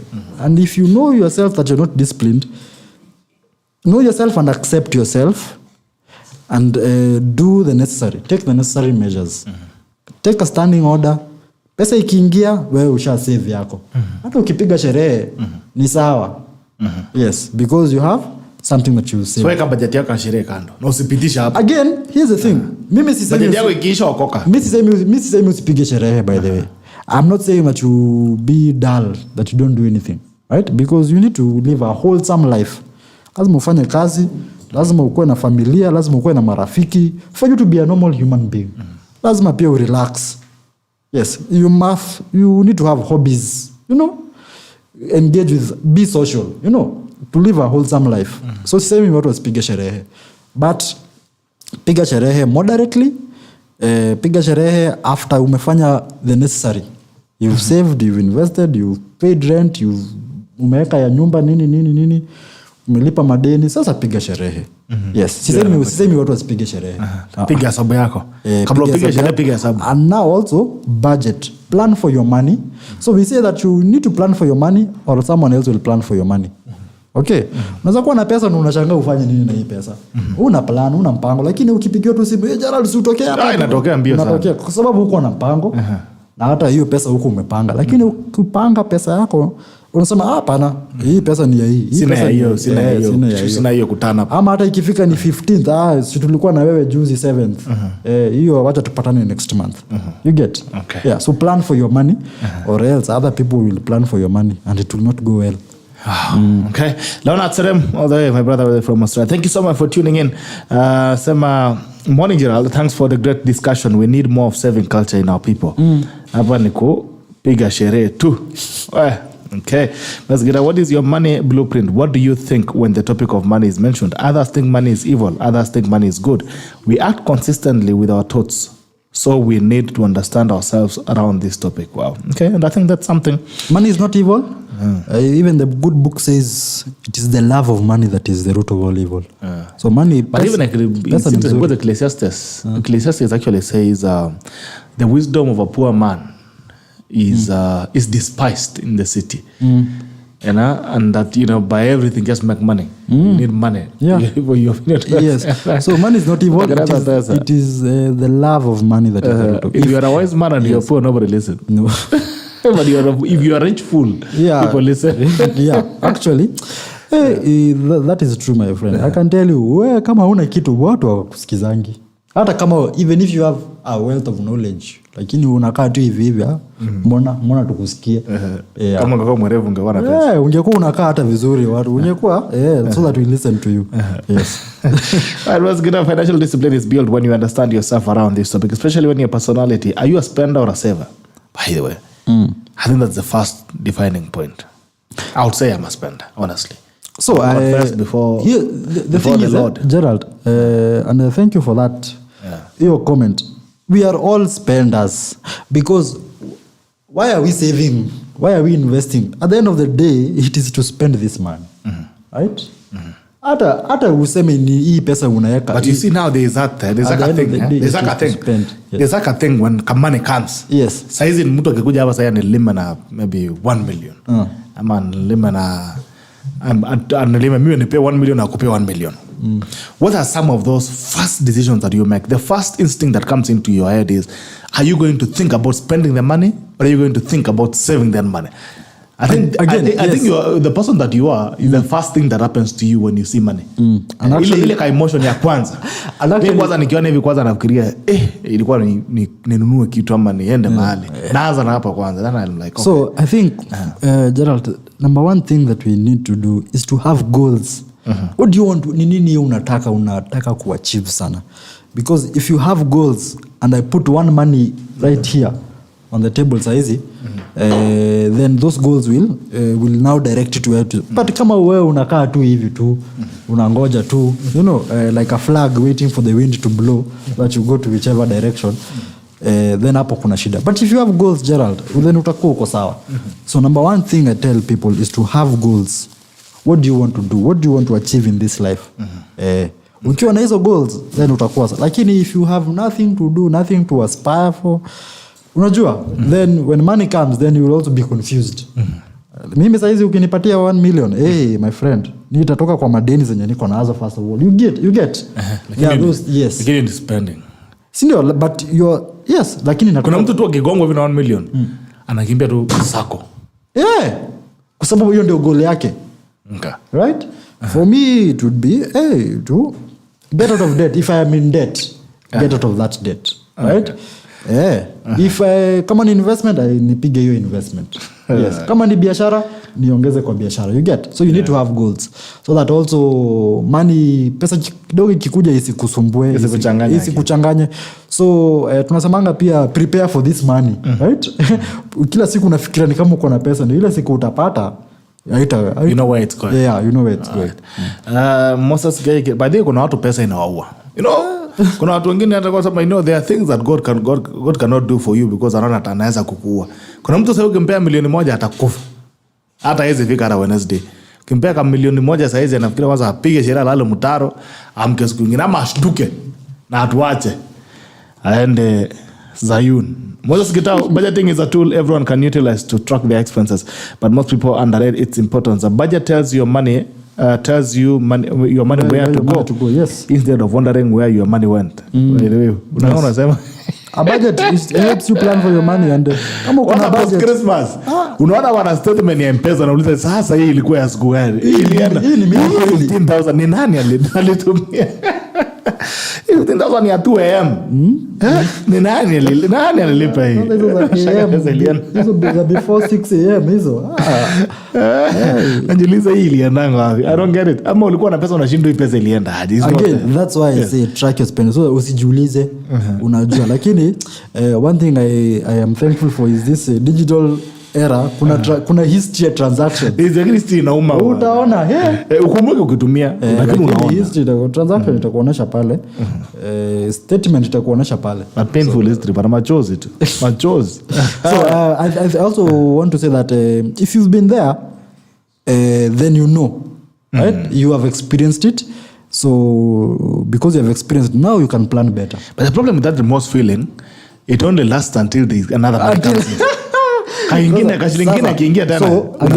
So that's why you're talking about discipline in the first place. You get? Yeah. Because unaangalia is just a remorse feeling because ayu umesota. Lakini kapesa kakiingia tena. Lakini tukipata discipline unajua hii pesa ni ya nini. And then also I need people to start looking at the big picture. What are you saving for? Unajua? You know, so that have a motivation, something you're going for. Hiyo kenye una save unajua pia hiyo pesa tunasema inakupatia instant gratification. Which is what e generation we live on. We are called the microwave generation. Pap. Chakula imeiva. Iko tayari wewe. Fast food. Unaingia pale drive in, drive through, umepata chakula yako. Fast food. Dakika 5 ushapata chakula, right? We're in that generation and hii mambo ya instant gratification itakuja kutumaliza, especially in finances. So have what we call delayed gratification. Save for a purpose, for a reason. Right? So that hata ukienda hiyo Mombasa utakuwa unasema, hii pesa I have really earned this trip to Mombasa. Okay. Yes. All right. Saving with a goal is with saving a goal in mind, not as a way to get rich. Time value of money is greatly affected by inflation. Yes. So that's a very, very wise viewer. Kwanza hapo time value of money na inflation is key. Because money, $1 today is not $1 tomorrow. A shilling today is not a shilling tomorrow. A shilling today is stronger, is better, because you can do more with it today than you can do with it tomorrow. Kama tu tao kitambo na tao leo. Si ndio? Tao ya kitambo ulikuwa unaona kwa sawa. Tao siku hizi as we said, unaingia supermarket unanunua vitu 2-3. Right? So inflation will always be there. So for us to beat this thing we are calling inflation, saving might not really work. So what we now need to do is invest. Right? So there's a difference between saving and investing. Saving unaweka pesa, and saving we call it capital preservation. Where I'm putting 1,000 today, tomorrow it is 1,000. Next week it is 1,000. Next month it is 1,000. Next day it is still 1,000. You see, bado yo nimesave, nini kusave. But when it comes to investing, it is where now this money is able to earn, is able to grow. Right? That's why I said pay yourself first by saving and investing. So it doesn't just stop at saving. Continue with investing. So when it comes to investing, there are 3 goals that should be pushing you to where you need to invest. Number 1 is capital preservation. Number 2 is income. Number 3 is capital growth. So capital preservation, here tumesema saving, and we've seen why we need to save. So you need to save for your day-to-day expenses, capital preservation for chakula yenye nitakula kesho. Unajua hiyo si pesa ya kuinvest. Rent hiyo si pesa ya kuinvest, si ndio? Sababu investments zingine zinakunywa maji. But hii pesa ya chakula, you need it to be there tomorrow for you to be able to eat, si ndio? So that's why we need capital preservation. Right? Niko na thao leo, hii thao nitakula leo, kesho. Unajua nitalipa rent, good. Capital preservation. Other than that, we need also to get income, and we need also our capital to grow. Now this is where savings will come in, especially because of inflation, because the prices of goods and services will continue increasing. Hata tukiambiwa gas itashuka chini, gas itashuka, lakini rent itapanda. Unaona? Kuna kitu tukatapanda tu. Right? So we need to beat inflation by investing. So one thing that we always need to do, you remember we started with numbers. Yes. Ukasema numbers kidogo ile nipiga chenga, lakini numbers ni muhimu and they never lie. So we need to be aware of the rate of inflation today in the country. If I'm not wrong, it should be between 6 and 7%. Yes. So that means that we need to put, if you're investing, we need to put our money where it is getting at least 7% and above rate of return. And that is investing. Yes. So that inflation, tunaipiga inflation. So you cannot just save money carelessly. You have to invest in somewhere that you think it's earning you more than the inflation. Yes. Okay. You need to put your money where it is earning you more than the inflation rate. Okay. Right? 80% of money problems is poor habits. Okay. Moses Gita wanasema the best business ideas come from broke people. Unakuwa na ideas wewe. Sorry, Gerald Bitok, this is an awesome topic. We need more of this. Yes, every single Monday the Common Sense edition comes to you. We talk about life and money. Talk about things that affect your life and money. Right. Now, you've talked about, of course, this every time there's surplus money. And the almost automatic conveyor thought or conveyor thinking is savings. You know, when you have a surplus income, the first thing you think, let me go and put it somewhere. There's also the other opportunity of investing. You know, aggressive investing of money that you get from surplus as a wealth creation tool. What should one go for? If you have a surplus income, should you save the money somewhere for a rainy day, or there are projects or there are spaces? Are there investment opportunities or options that are available that you can actually invest your surplus instead of putting it somewhere savings? Yes. So again, goals. And again, save. You need to have goals. You need to have goals first of all. What do you want to do? What do you want to achieve? So that these goals are now directing where you need to put your money. So I said number one, you need to save, and we are saving for a purpose, for a reason. We are saving for a rainy day, for an emergency. We are saving for rent for next month. All right. We are saving for food for next week. Unaona? But then also we need to invest, right? So hii mambo ya investing and where to put our money, mzungu anatuambianga don't put all your eggs in one basket. Right?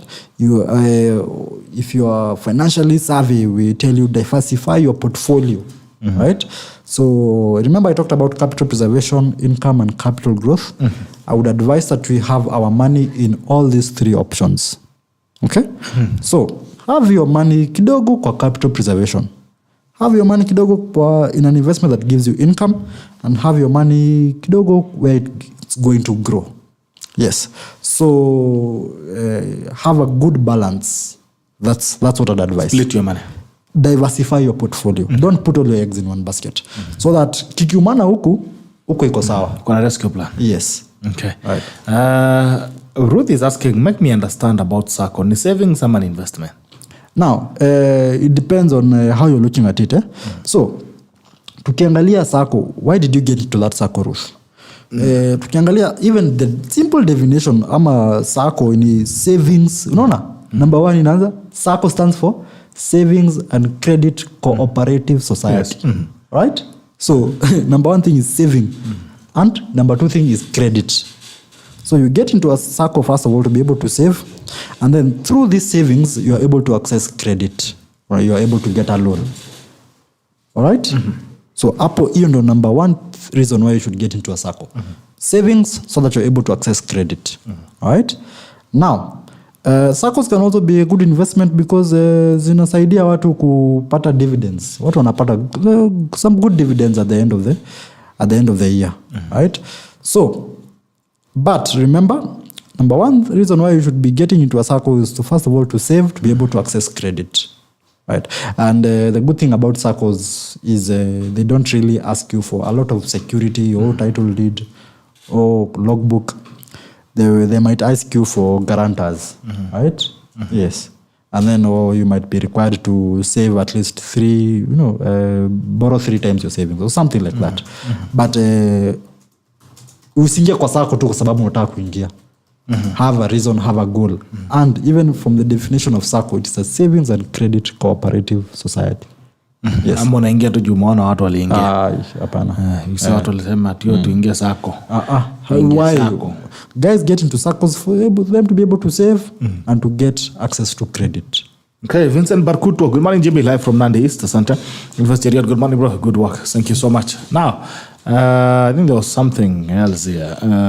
It's about insurances. Every time ukienda kila mahali unapata kuna mtu anakuuzia kitu, anakuuzia insurance, anakuuzia life insurance, anakuuzia property insurance. There's always someone dishing out. Anywhere you go. And that is why and that is why financial literacy is key. They work. Because people get into some of these things, some of these products without really understanding why they are there. Right? Especially wanatagetingi watu wenye wameanza kazi. Watu wa sales insurance. Wanakuja wanakuuzia kitu wewe umesign hapo. So, number one thing I'd like to encourage people is to question this person who's selling you that insurance. First of all, if someone is selling insurance as an investment, mwambie hiyo ni uongo. Hiyo ni uongo bana. Hiyo ni uongo. Watu si wajinga bana. So, number one thing you need to you tend to say it doesn't work. I'm saying here, this is what I'm saying. Insurance is not an investment. Tuanzie hapo. That is what I'm saying. Insurance is not an investment. Insurance should be for protection. Okay. All right? And I'd like to advise that we take insurance, especially health, medical insurance. That is key. Right? Because we do not want to work hard and then we accumulate assets and then unfortunately, God forbid, we get sick and then we need to liquidate these assets. Right? To sort our bills. Lipa medical insurance. Anza na NHIF. Tafadhali. Right? Bare minimum NHIF, which will take you far. But then also if you're able to pay for insurance, hata kama ni kidogo aje, you pay for that. It will help you out. And then I'd like to urge people not to take insurance as something that is preserved only for the wealthy. Ati ni masonko. Hapana. Especially health insurance, medical insurance, hiyo ni kitu muhimu sana na itakuja kusaidia. And I'd like to advise that you take it when you're young, so that you continue with that policy. Ukigonjeka wewe unaenda tu pale kwa hospitali na una swipe kadi yako, unatibiwa bila mambo mengi. Emergency ikikuja, you don't need kuchanga pale. Unaona? Uko sawa. As you get into retirement, you will be sorted. Because one thing is key is getting into insurance when you are young, because when you try to get it when you're old, these insurance people, they are very wise. They say, baby, you're getting here because now you know that you are at high risk of getting sick. Right? That's why you want to get into insurance. So they will make it very hard for you to access insurance when you're old. Right? Because they know the likelihood of you getting sick is very high. Right? Because sababu ya umri pia. So try get insurance now when you're young and continue with that policy. Lipa tu, hata kama ni bare minimum, lipa tu your insurance. Hata kama utagonjeka hii mwaka, you never know where it will going to help you. Especially for people with families. Please take insurance. Itakusaidia mambo ya mtoto kugonjeka, inasaidianga sana. Yes, I cannot emphasize this more. Insurance is there for protection. And if someone is trying to sell you insurance as an investment, kuna venye laibambi vitu mbili, so take insurance, health insurance, but insurance on investment whatever it is, nasema stories ajaba. Okay. But lakini also pia you can insure your assets, insure your phone, insure your laptop so that if ikiibiwa, you don't know how painful it is until kaende. Ukatu kwa jam hivi bas. So insurance again, unaona ni nini ya protection. So investment. Unaona hiyo una protect asset yako. Right? So you can insure your business against fire, against violence, against terrorism, right? For protection. Unaona? It is protecting that business. It is protecting your assets. Lakini as an investment, kidogo hapana. So insurance is for protection for your health and also for your assets. Okay. Now there are two things here as well, finally. And it's about two things that Kenyans love. First of all, if there's something Kenyans love so much, is something called pyramid schemes. Anything that promises Kenyans money. They are quail business. Quail ilikujanga tukaweka wote. Pyramid schemes. Tukaweka kila mtu akakuwa kuna quail. Kila mtu ako hapa na quail. Kila mtu akakuwa unakula quail kila siku aziishi wanazaana. Hakuna mtu ananunua. Unawatuma unajaribu kwenda kuwatupa forest jioni wanarudi unapatana nao nyumbani. So nyingine ikakuja zitu inaitwa Daisy ambayo inaitwa nini? Watu watakeza. Nyingine ikakuja inaitwa crowd what? Yeah. Hizi inaitwa crowd what? Ikakuja kakazunguka wageni wakapoteza pesa. Tunangoja ingine sasa hii mwaka 2023 ingine yenye nabamba zaidi. Na wacha nikwambie Kenyans and pyramid scheme. People will continue to be duped because of the lack of information. And multi-level marketing. Yes, kwanza hiyo multi-level first of all, number one way to spot a pyramid scheme ni ukiambiwa leta rafiki yako. Ukisikia bring someone else. Uleta watu wengine watatu. Hapo ujue hiyo ni pyramid scheme. Because that's how it works. Inaanza na wewe wa juu, alafu wengine watatu chini yako, alafu wengine watatu pia wataambiwa leta wengine watatu. So that's how the pyramid becomes a pyramid, yeah? So number one thing about a pyramid scheme is if you're told bring 3 of your friends. Na wao wakikuja utaanza kupata do. Na wao wakikuja wataambiwa pia wao walete wengine watatu. Na ndio unapata do zaidi. Sasa unapata do zaidi. That is a pyramid scheme. Now, when it comes to investment or wherever you want to put your money, I'd like to urge everyone tuned in today to always ensure that it is regulated. There's a regulatory authority, a regulatory body where you're putting your money. Tumeanza na banks. Banks are regulated by Central Bank of Kenya.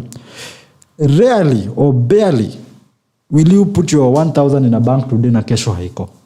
It almost never happens. Okay. Almost. It almost never happens. Right? But tunasema it almost never happens because of the high regulation that is there. So whenever you're putting your money anywhere, lazima ikuwe regulated. And ndio maana people have gotten duped mambo ya property, mambo ya mashamba. Mtu unanunua unauziwa hewa. Why? Because hakuna regulation pale. Okay. Yes. There's really no strong regulation when it comes to property. That's why people are losing money there. So Kenyans, Taklas, if you're tuned in, remember, if you're putting your money somewhere, lazima kuwe na regulatory authority. A watchdog, watchi pale anaangalia pesa yako. Ule mtu anacheza nayo anacheza aje. Bora utalia peke yako. Ala sasa, when there's someone who is watching over it, when something happens, then you can go. The regulator. You can go to Central Bank and tell them, wewe mlifanya ni watu mlikuwa wapi watu wakifanya. Watu wakituibia pesa. Otherwise. On that note of regulatory, there's been this story of Bitcoins. I remember. Now, sasa pia Bitcoin, there is no regulatory authority. Yes. So Bitcoin, tuachana naye. Leonard is asking, what's your take on Bitcoin? Bitcoin, here's the thing. We need, first of all, literacy is important in anything that you're getting into. So Bitcoin, what is Bitcoin, first of all? Bitcoin is just a currency that is digital. Digital currency, that's it. But it is secure because we create Bitcoins wewe mwenyewe. There's a long process. It's called mining. So number one thing, you need to know why you're getting into Bitcoin. People got because watu wengine waliingia na walisikia watu wanapata pesa. Siku hizi unasikia Bitcoin sana? Haisikia. Kuna time nilikuwa nafuatwa bwana. Lakini mimi na sikuange fan wa hizo vitu. Kwa sababu it was the talk of town. You see? And people got there. Kuna watu walitengeneza pesa. There are also people who lost money But I think also when it comes to these pyramid schemes and these things, I think if you are clever enough, you go in first. You make your money and come out. Yes. History ya kusema tunaweka pesa ngambo Bitcoin, the guys who got there first, those guys made a lot of money. But now it is them. But they also lost it. They overstayed. Yes, if you overstayed again. Na kaka ukisema you want to make money. Remember Gerald, have a goal. Have a goal. Why am I getting into this thing? Mbele inaendelea kuzama okoa pesa yako haraka. Ukiona yeye unajini Yes. So have a goal. And then also ukiingia kwa market wa kwanza you are better off. Lakini sasa what happens is the people who get there first, they make their money, wananyamaza alafu mtu unaona by the way unapataje pesa ni Bitcoin. Mbona kuja wengi. And then you think all of you are going to make the same money. How wanachukua pesa zenu wanaingia nyasi. How sasa? Right? If you first of all tunasemanga investment, a good investment ni ile yenye haijulikani sana. A deal. Usianga deal. Deal ni ile haijulikani. Lakini ile unasikia kila mtu anajua. Hiyo sio deal bana.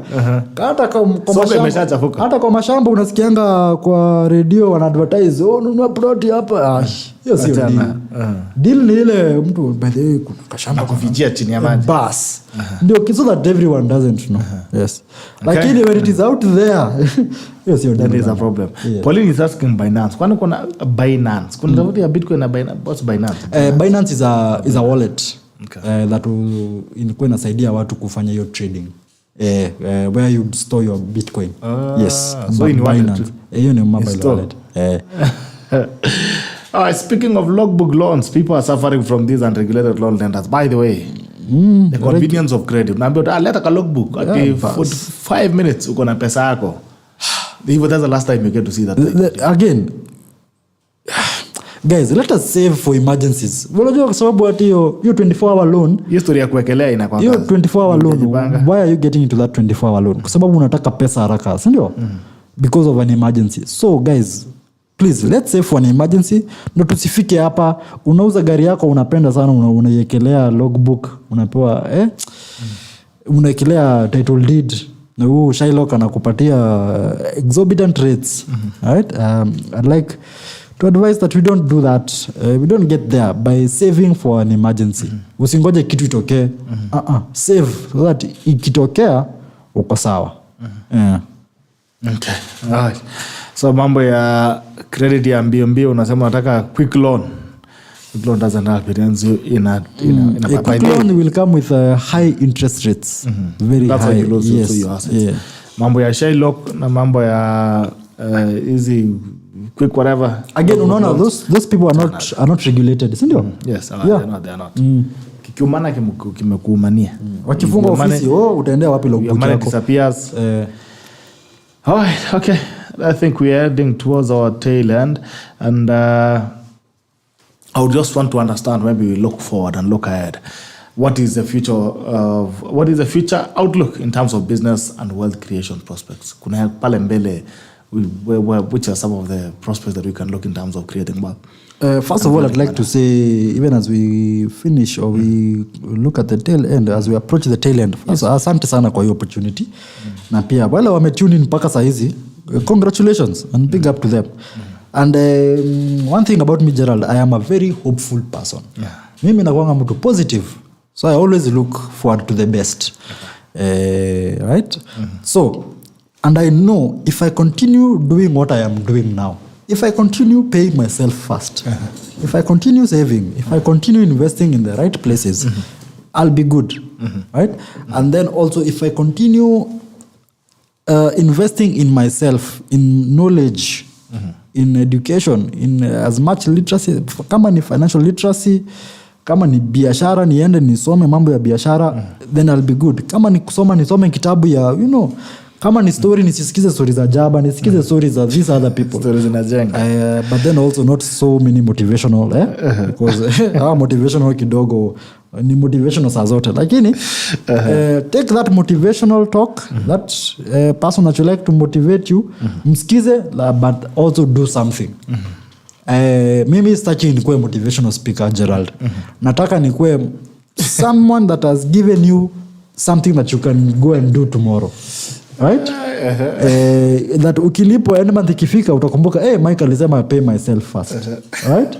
Nisiku hapa nimekufurahisha tu leo. I would like to be that person who has given you practical tips that you can employ in your life, that you can apply in your life to help you. Na nimekuambia pay yourself first, save and invest. Nimekuambia track your spending, angalia pale ile pesa yako penye inaendanga. Right? Alafu pia nimekuambia invest, save for a goal. Nimekuambia focus on assets. Assets are things that will put money into your pockets. Alafu nimekuambia diversify your portfolio. Angalia eka pesa kwa money market fund, which is very good. Eka pesa kwa sako kama unataka kupata credit facility. Eka pesa kwa bank for emergency services. Eka insurance, medical. You see, these are practical things. But all these things, I advise that you get into them after gaining enough knowledge on how they work. Okay. So that useme Michael alisema niweke hapa na sasa mimi sioni venye inanisaidia. So first of all, what do you want to do? What do you want to achieve? What is your goal?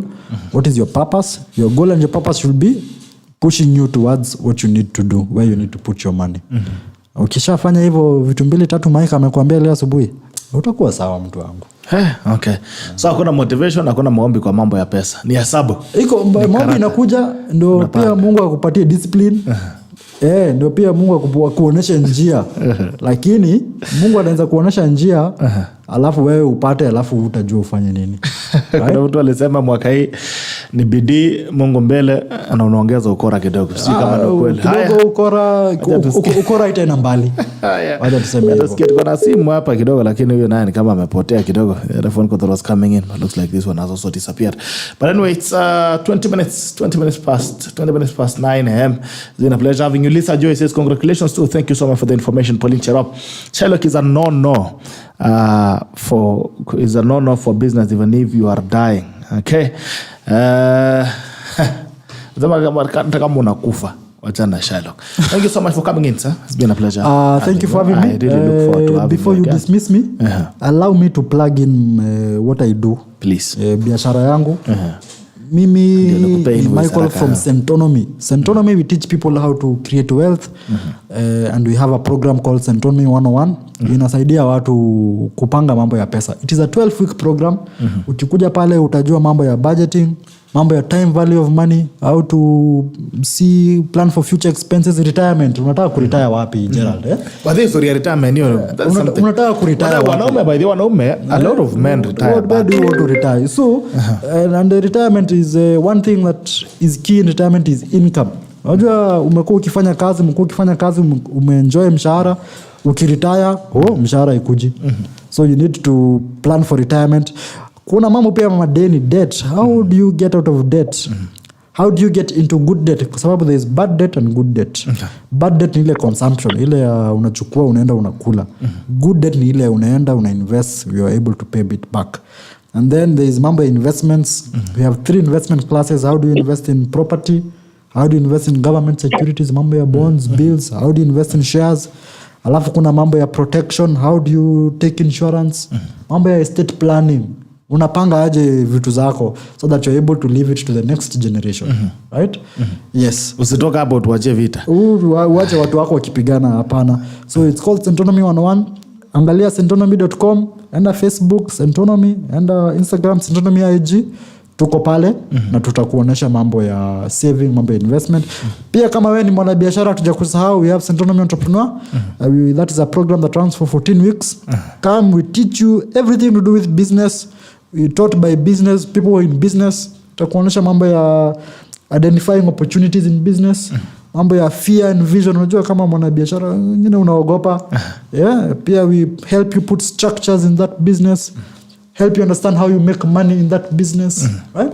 Help you understand mambo ya marketing. Understand mambo ya finances, mambo ya working capital, raising capital. Ndio ujielewe kidogo. Uelewe biashara yako. Chukua headphones tusikie Mungu anasemaje kwa simu. Good morning, Bugala mwenyeji. Good morning. Morning. How are you, Gerald? Mso. Poa sana. I've been tuning na ninajiuliza haki ya Mungu na hii uzee yangu yote. There are some things I thought I knew and I'm realizing I don't know. Unaona umezeeka na hujajipanga. So first of all, ujazaweka sana. Wacha tuseme the Chinese have a saying and they say the best time to plant a tree was 20 years ago. The next best time is now. Yes. The next best time is now, and that's why I really, really appreciate this kind of special at what probably you need when you are younger, and then now you have a chance to do it. So if we look at wealth creation, especially in an economy like ours, where probably around 79% of the population live within very, very meager means, like $1 a day, it's a tall order. It's a topic that is sensitive. We are walking for action, especially when we're talking about big investments and we feel like we are leaving out the people. So I really appreciate Centonomy considering now you factored both sides of the divide. This person who is trying to make ends meet, who is literally just trying to survive, and that other person who's trying to, look at how to expand their wealth. But now, the way I look at wealth creation, and that's one thing I would have wanted us to highlight, especially in the next time we have this show. It's we have to have income generation first. Yes. And like you said, the way the government came in saying bottom up, we are going to consider Mama Mboga and things like this. You have talked about loans, bad loans, those loans that really finish someone. Talked about good loans, something that can help you build. Now, I don't know when it comes to the very low entrepreneur, that person who has a plot somewhere, huko mashinani, somewhere where people don't think it's worth it, aliachiwa na anko yake, na anauza mboga huku tao na anataka kuanza kujenga. And now we are looking at kujenga kama ikiwa kitu yenye. You don't rush into it, the cost of construction is high. But somebody who is feeling that I have 4 children, I'm living in a single room, I would want watoto wangu wakiendelea kukua wakubwa, tuende tukaishi Zengezi, sio mbali sana na nini na Nairobi. So that kind of balance is what I wanted, Michael, you. At least you tell us, when it comes to creation of wealth, saving in one arena or living a life which is a little bit comfortable can also be termed as wealth creation. I could be a Mama Mboga, I'm still selling my things, but I'm coming from the day where probably I walk half the way, then the other way I take a motorbike of 50 bob, but I'm coming from my shack. Rather than I live in Kibra, which is nearer the market, I'm not even taking that 50 bob motorbike to the market, but I'm living in a shack where there's no toilet. That's one aspect. Another aspect is the issue of social capital. People never look at social capital, networks, surroundings. Wale watu una hang out now. Tunapenda tu kukaa na maboys wetu na magirls wetu ndio tuende Kamereto and Igugu. Gerald, I think you know very well how much boys can waste you. I think when you get to a certain age, to your mid-30s, kuna tu wale watu ni mabesti wa kitambo lakini unawadrop. I don't think we've focused on that as a weakness in our wealth creation. Just to the social capital, the kind of company you keep. Ule boy muna hang out na ye, what do you do? Do you go picking up chicks? Do you go kama ask ladies? Do you go buying those 10,000 bob weaves ndio tufanane na Vera Sidika? What the kind of company you're keeping? Na tuache hii kama ya mama wa nyumbani, the way our mothers tell us, isiwahi kuona na tetea fulani kwa ni warugi. No, forget that. Now I'm looking at it as a wealth creation pillar. That these guys you're hanging out with, are they booze buddies? Are they let's go close buddies? Let's go shop expensive buddies? Or what do you guys do? You don't even need to advise each other, but just what are we influencing each other? Also, the issue of mental wealth. I was talking yesterday evening to Dr. Morata, and we were talking about mental health and the way she was bashed when she talked about the issue of mental health. I'll tell you because as an individual, I've gotten to a point to the edge. I've gotten some very severe depression, and I realized at that time I couldn't function. I just used to spend crazy amounts. Mental health in itself is not being looked as a pillar of either to create or to destroy the wealth that we have built. Those are some of the aspects I would have wanted us to look at and focus on them, that indeed I have worked. Yes, I have saved this much. There is some that is in liquid assets or near cash assets. Those probably money markets, inaweka zingine kwa T-bills. So really I'm a safe person. I have some bits in land. But how is my mental health? And even if my mental health is okay, how ready am I to take a beating from life? Because life normally gives people character development in all sorts of ways. Yeah. It could be a relationship, it could be the death of a loved one, it could be anything that will drive you to the edge. That ulikuwa umesave milioni moja iko mahali ama milioni 6 Bitok, within 3 months umechoma, and then you wonder, what did I buy? I bought a pickup that I don't even need. Angasiju, I did what? Just to try and, maintain yourself and ujiambie uko sawa. The much we've lost because of not being properly taken care of when it comes to issues of mental well-being is a lot. So those are areas I would want that are not just money-making ventures, but they are just pillars of wealth creation. How you create wealth. Yeah. There are pillars of wealth creation that are not looked at. The social capital and the mental well-being. Let's forget, we have always told time is money. We know time is money. So the time aspect of making money, I think everybody knows, we just ignore. Okay. But the issue of the mental health, if there is something that has even finished people who are sober and straight and they've put their lives in order, kitu kidogo inamhapenia kwa life and go on a spiral. The issue of social capital, what are your networks? These networks, there's something that this lady we were to be with called Sebi posted once in Facebook, and she was really bashed for it, that the people you hang out with or the time you spend on social media, it should generate something for you. But we are not looking at that.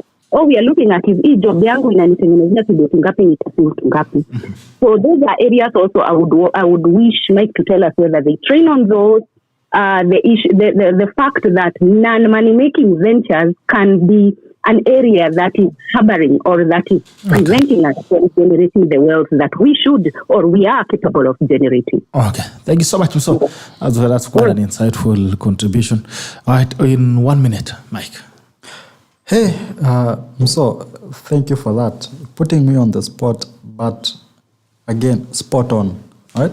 So, number one, she's talked about financial freedom in all aspects, in all areas of life, not only high income, middle income, but also the low income. And I'd like to advise each and every person listening to this show, if you have friends, if you have relatives, first of all, encourage them. Encourage them to umwambie unaweza toka hapa where you are. To have something we call an abundance mindset, right? To think and live abundantly, right? Hata kama where you are, japo motivation there. Ni motivation, lakini again kila siku kwa mimi niko hapa mimi, you see, but it starts with you having an abundance mindset, right? So motivation works at some point, right? Because hata hii motivational speech ndio itakusaidia utoke penye huko at some point, right? So have an abundance mindset, as Mso is talking. Hata kama unatoka wapi, have that mindset that you unaweza make it. Pia wewe, it is not only reserved for the few. And then, alisema mambo ya the people we hang out with. Friends, hey, I can tell you, friends, they can make you and they can also, break you.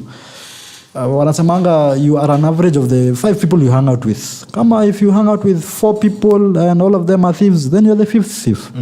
If you hang out with 4 millionaires, then probably you'll be the 5th millionaire, right? So, especially men. Hawa watu mnaendanga kwa bar na wao. Hawa watu mnaendanga wherever sherehe na wao. Are there other things that you are doing? Mnasaidiana in other things in life. Because again I say, especially us men, we like to majipiga kifua. Mimi kwangu, mimi ndio simba kwangu. Mimi pesa yangu, mimi biashara yangu iko sawa. Mimi ndio utero everywhere wewe uko sawa. So I'd like to advise that we be very careful with the friends that we are keeping. Ukiona huyu mtu akupeleki vizuri, hata kama you've been friends for long, it doesn't mean that you need to be friends for life. Unaweza amua hiyo rafiki yetu brother sioni kama inatupeleka vizuri. Wewe kama simu zako ni zile tu za tuende hapa sijui tu unaona. So we should be able to know who our true friends are. Friends who will not only be with you when in times of sherehe, but pia kikiumana watakusaidia. Alafu pia ukwe na wale warafiki watakuambia ukweli. Unajua wale watakuambia hapa brother unapotea. Hii njia unaenda sio poa. Na friends who are able to tell you that. And then also mambo ya mental health, it's very important, especially in this day and age, especially sisi wanaume. Unajua sisi wanaume Bitok, unajua tunajiwekea vitu. Sema mimi siwezi ongea If I talk and say my problems, I might appear to be weak. Watu watashanga kumbe pia unapitana mashida. So I'd advise that if you can, get someone that you can talk to, someone who is able to hear you out without criticizing you. Jua pia unaongea na mtu huyo anakukriticize. Ama unaongea kusema huko. Ama unaongea na mtu anakuambia wewe hata hiyo sio shida. Mimi niko na shida kubwa kuliko. Hii ni kidogo hii. Wewe hizi shit. So get someone you can open up to, mtu ambaye atakusikiza. Hata kama atakusaidia sana, unaona pia hiyo kukusikiza atakuonesha by the way hauko peke yako sana, na pia ni vizuri pia unajua kusikizwa, just even being heard. Wasemanga problem shared is a problem half solved. But if there's someone unaenda kuongea naye anakuambia wewe hata hiyo sio shida, wewe si umeamka, si uko na familia, si uko na kazi, si unalia nini, kuna mtu mwenye hata kale shida kidogo uko nako ni kashida pia, and you need someone who will be able to listen to you, right? Hata kama hata kutoka kwa hiyo shida, again, a problem shared is a problem half solved. So get someone who will be able to listen, and then also get someone who is able to listen and help you out. Someone who will be able to link you. Mimi nilikuwa na hii shida nikafanya hivi. Niko na best yangu, hebu anafanyanga hii mambo. Wanaume, if you can, go for therapy. I know. Sisi ni wa Afrika. Na hizi vitu tunasema hizi vitu za wazungu. If you can, if you're in a position to, yes, get that help. Because there's no need Bitok tukue na pesa lakini uko na stress. Uko depressed. Uko na pesa, uko na magari, uko na manyumba lakini uko depressed. Ya nini? There's no need. Hii mambo ya suicide, hii mambo ya saa zingine overindulging in drugs and alcohol, it could be because of hiyo vitu tunapitia. You could be having a good family, you could be having a good job, a good business, but there are things that you're struggling with. So if you are struggling with something, open up, go for therapy, and usiogope watu watasema nini. Okay. At the end of the day, wewe ndio unajua unaanza kulala aje. When you go to sleep, your thoughts, what are those thoughts? Right. So talk to someone if you can, and maisha ndio ikuwe balanced. Have a well balanced life, mentally, physically, financially, emotionally, and spiritually. All right, thank you so much. And I think the next time when you come in, there's also something that we need to understand is managing transition and inheritance. There is a lot of another crisis in terms of people managing their transition. People managing transition of wealth, transition of control, transition of management, and also inheritance. You find that people build wealth for very many years, and then again the wealth just disappears. Yes. Once they are out of the scene. So that maybe that's a conversation that we need to have, and also to try and actually talk to African parents and African people that they need to manage. Well, I think that's one thing that Africans we've never really managed to control. Is that passing on of wealth to the next generation? Yeah. Okay, thank you so much. It's been a pleasure having you. Man, it has been a pleasure as well. Unajua hii show yako mimi nakwambia nimekuwa nikiona, and I have first of all I'm glad to be enjoyed, to have been invited, and pia nimeenjoy. Okay, thank you so much. I'm looking forward to hosting you again. You can create a series and start working on speaking to the Kenyans about all these issues. Thank you so much. Every tackle has been with us. Always a pleasure to have you. Always in, and I always tell you that without you the tackle could never be. The tackle is because you are, and because of your love and ensuring that you're always sticking with us. I hope you got value from today's show. It has been the Common Sense edition of the 6th of March 2023, and we've been speaking about wealth creation, pathways to wealth, some of the financial practices and discipline that can ensure that you can be a better person. We'll keep these conversations going, of course. But stick with us. Any questions that you also want to follow up with, please don't hesitate to send it to us on the inbox, and we'll be able to send them to Michael and get to respond wherever we can. Until tomorrow on the State of the Nation edition, this is the tackle, and it ends now. We love you. Bye-bye.